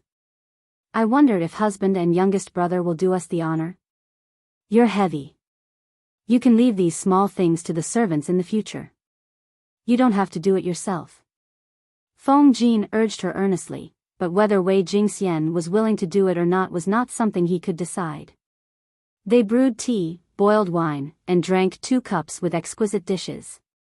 The two enjoyed the meal and temporarily forgot about what happened just now. Feng Ju secretly looked at the heavy second sister-in-law, then looked at second brother, who was frowning slightly. His heart softened. It was better for him to listen to his second brother's advice and observe the situation from the sidelines for now. The sky was dark. Feng Ju stayed in the guest room, and Feng Jin and his wife also prepared to sleep. Before going to bed, Feng Jin suddenly thought of something. It's the wedding of the 4th prince and the daughter of the Lu family's concubine. It's reasonable for us to give them a small gift. Wei Jingxian touched her belly and did not react for a moment. Feng Jin said again, the daughter of the Lu family's concubine is Lanting's sister. Although they were not relatives, Feng Jin and Lu Shi were good friends, and he was also a friend with Wu Majun, so he should give him a gift.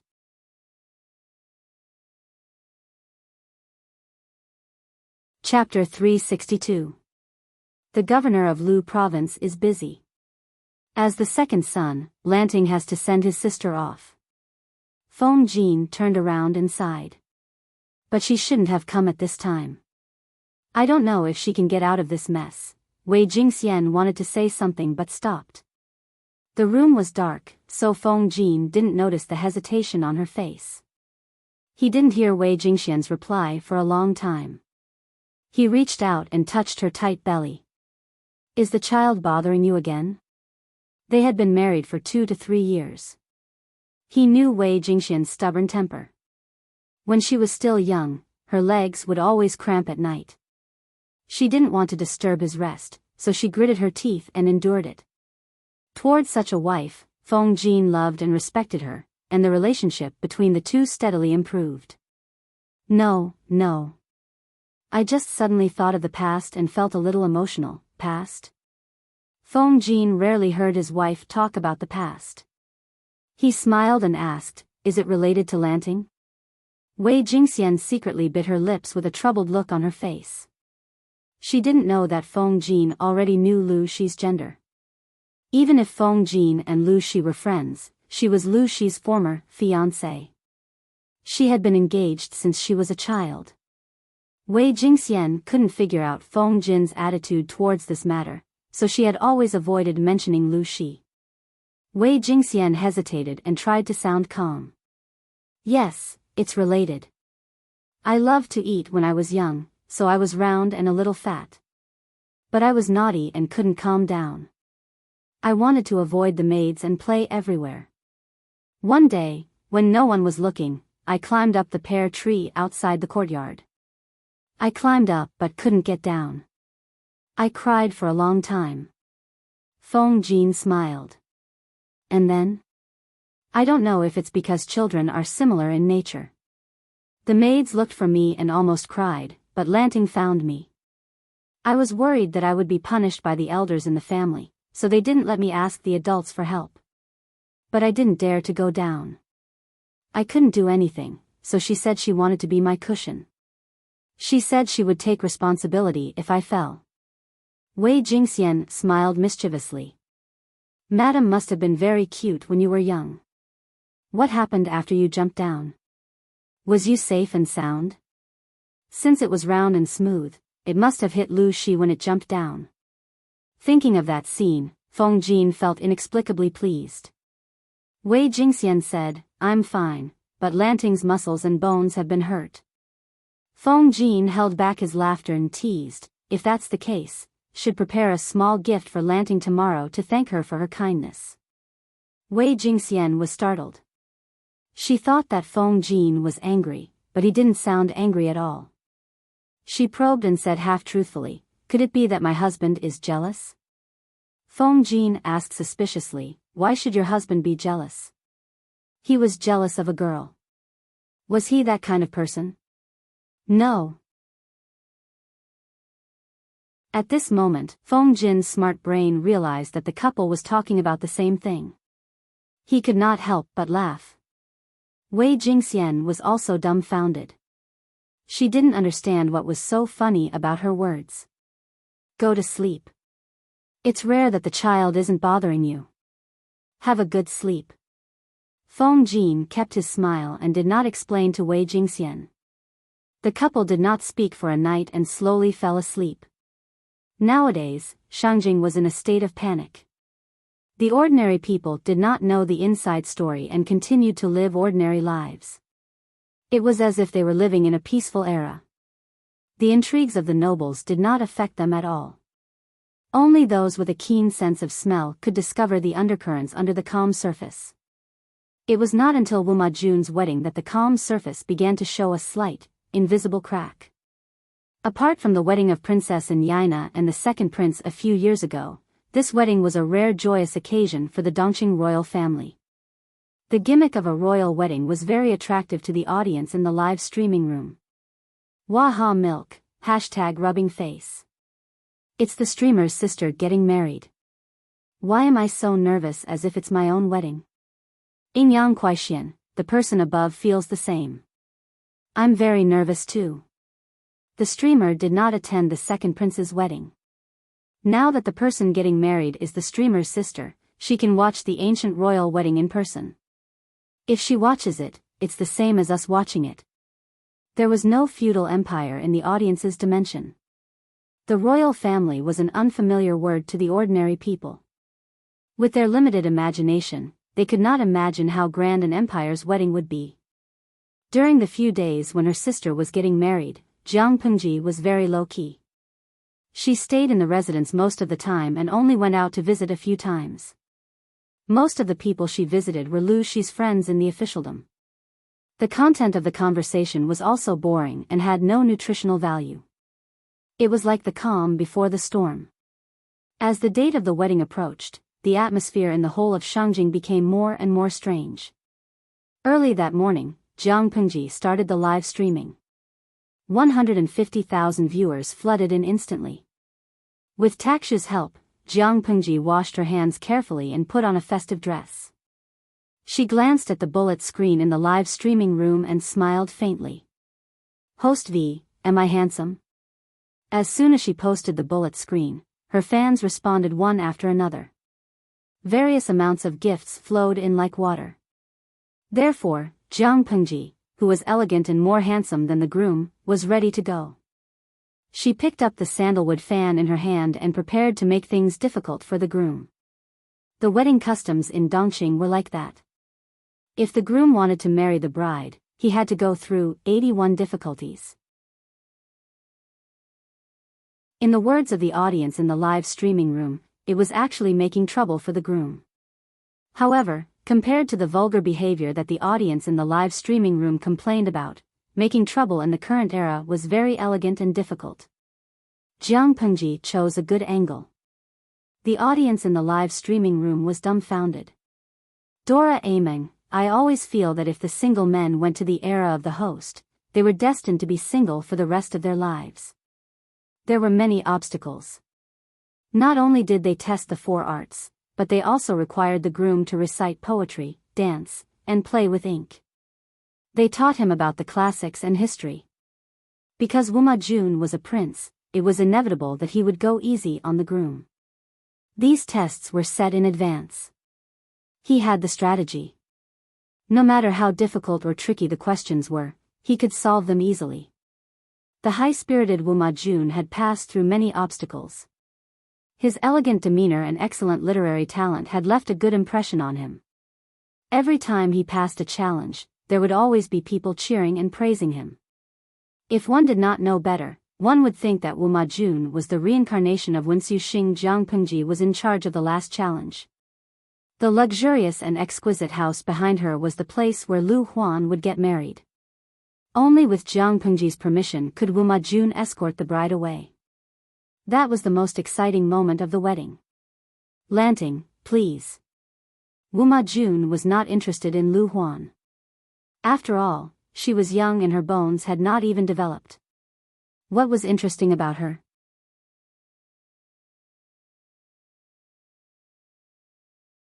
Chapter 363. Jiang Pengji nodded slightly, took a deep breath, and said sadly, my sister is spoiled at home, so it's inevitable that she'll be a little willful. Zhengzi, if you marry her, please forgive her. Now that the auspicious moment is here, I won't be the bad guy. I just need you to promise me one thing, that you'll treat her the same for the rest of your life, regardless of her status. If you promise me this, as her brother, I'll be at ease and entrust her to you. Wu Majun solemnly bowed and said, don't worry, Lanting. I'll never let her down for the rest of my life. That's good. Jiang Pengji turned to the side, her eyes filled with reluctance. Wu Majun was secretly happy, he had passed this hurdle. Even though she didn't make things difficult for Wu Majun, her concern for his sister's lifelong happiness still moved many people. Even if they didn't say anything on the surface, they couldn't help but sigh in their hearts. What a good heart. It was normal for an older brother to dislike his brother-in-law, but would his sister be happy if he kept making things difficult for his brother-in-law? His brother-in-law was broad-minded, so he naturally wouldn't mind his brother-in-law making things difficult for him. If his brother-in-law was narrow-minded, he might implicate his sister. The wedding had already progressed to this stage, so it was impossible to go back on it. No matter how his brother-in-law made things difficult for him, his sister was already his. Instead of racking his brains to make things difficult for him, it was better to earnestly instruct his brother-in-law. With such imagination, Jiang Pengji's image as a good brother suddenly became three-dimensional. The audience in the streaming room watched the scene on the screen and couldn't help but complain. Lo Siji Lianmeng, ha ha ha, if I didn't know the inside story, I might have really been fooled by the streamer's acting. What good brother. This guy is simply a beast in human form, okay? Mai has a voice, although I know it's fake. I give 82 points for the streamer's performance just now and give the rest to her in the form of 666. Even though I know she's showing off her acting skills, I still feel that this is a good brother who thinks for his sister. He can't help but let his sister get married, but he has to bear the pain and think for his sister's sake. He can only watch helplessly as the outsider takes away the soft and fragrant girl. Can hear the voice not, bah, your imagination is too good. The host is obviously a hypocrite wearing a white lotus, but in your imagination, she is a cute siscon. The shameful thing is, I actually believed in your nonsense. Jiang Pengji did not care about the ridicule that flooded the bullet screen. She stared blankly at Lu Huan, who was being supported by the matron of honor. Dongqing's wedding attire was different from what the audience in the live streaming room knew. Although the surrounding attire was a festive red, the groom's wedding attire was a very heavy black. The bride's wedding attire was mainly green and purplish. The clothes were layered, and the colors were from the inside to the outside, from light to dark. Due to the different status of the newlyweds, there was a strict classification of wedding clothes. The Empress was the most precious. There were a total of 18 levels, and the colors and patterns of each level were strictly regulated. As the princess consort of the prince, Lu Huan's wedding dress was only lower than that of the Empress and the crown princess. Her rank was higher than that of the princes, and she had to wear a total of 12 layers. Nowadays, there were no phoenix coronets and robes that the audience in the live streaming room was familiar with. There was also no such thing as a red veil. However, when Lu Huan carefully walked out, Jiang Pengji clearly saw that the bullet screen in the live streaming room had all turned into exclamation marks. Hairpins, ornaments, each of them had 12 as their number. Her ink-like hair was tied up high and adorned with a gorgeous jade crown. Perfect flowers carved from jade adorned her hair. She was as charming as a real flower that had just been plucked from a branch. The pearls and jade on her head were dazzling. Some of the more knowledgeable audience members wanted to take a screenshot of the scene and zoom in to take a closer look at the ornaments on Lu Huan's head. Every time he recognized one of them, his heart would twitch. Finally, some of the audience members lamented. "How is this a wedding? This is simply putting the most precious thing on her head, and it's so beautiful. Ingyang Kuaixian, I really want to hold a wedding like this. I wonder if Taonyang will release a luxurious wedding package after today's live streaming? If there is, I must drag my boyfriend to take a photo of it. I feel that it's more pretentious than a wedding dress." Can hear the voice not, Taonyang is omnipotent. After Su Ke's wedding, one of Taonyang's wedding stores immediately released the same package. I checked the sales later. It's selling 45,000 sets a month. It's really popular. Jiang Pengji's sharp eyes saw the contents of the bullet screen. She secretly raised her eyebrows. A businessman is indeed a businessman.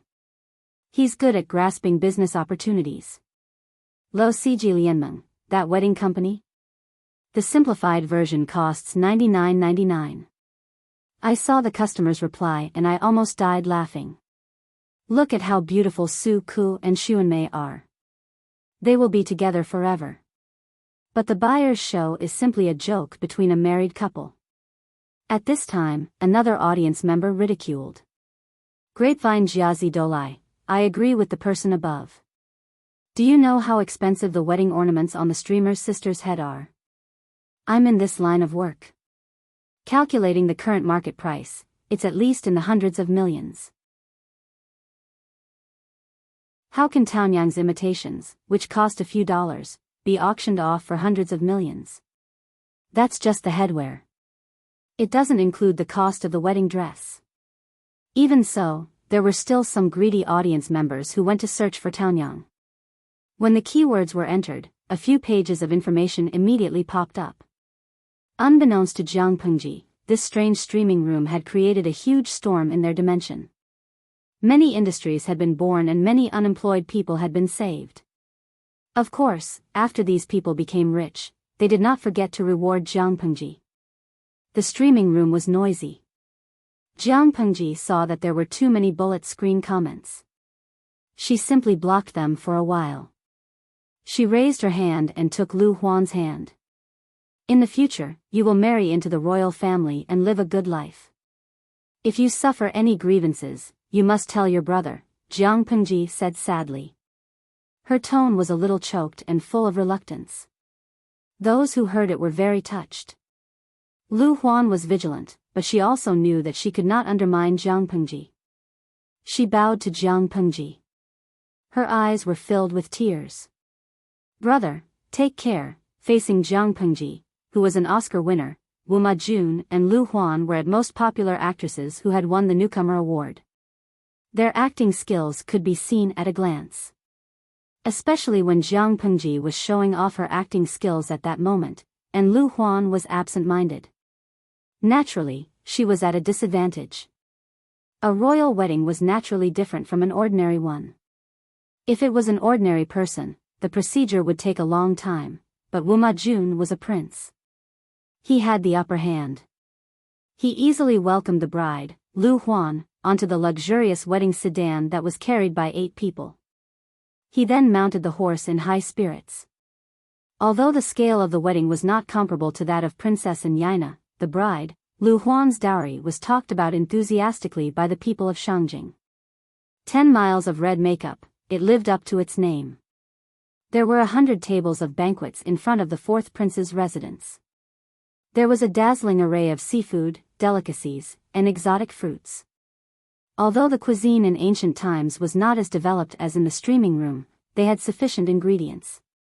In their world, the protected wild animals, national protected animals, and world-class protected animals. In this era, as long as it was edible, it could all be served on the table. Coupled with the meticulous cooking of famous chefs and all kinds of lifelike carvings, it was simply gorgeous. There were 100 tables of banquets. As a member of the bride's family, Jiang Pengji naturally had to be treated as a distinguished guest.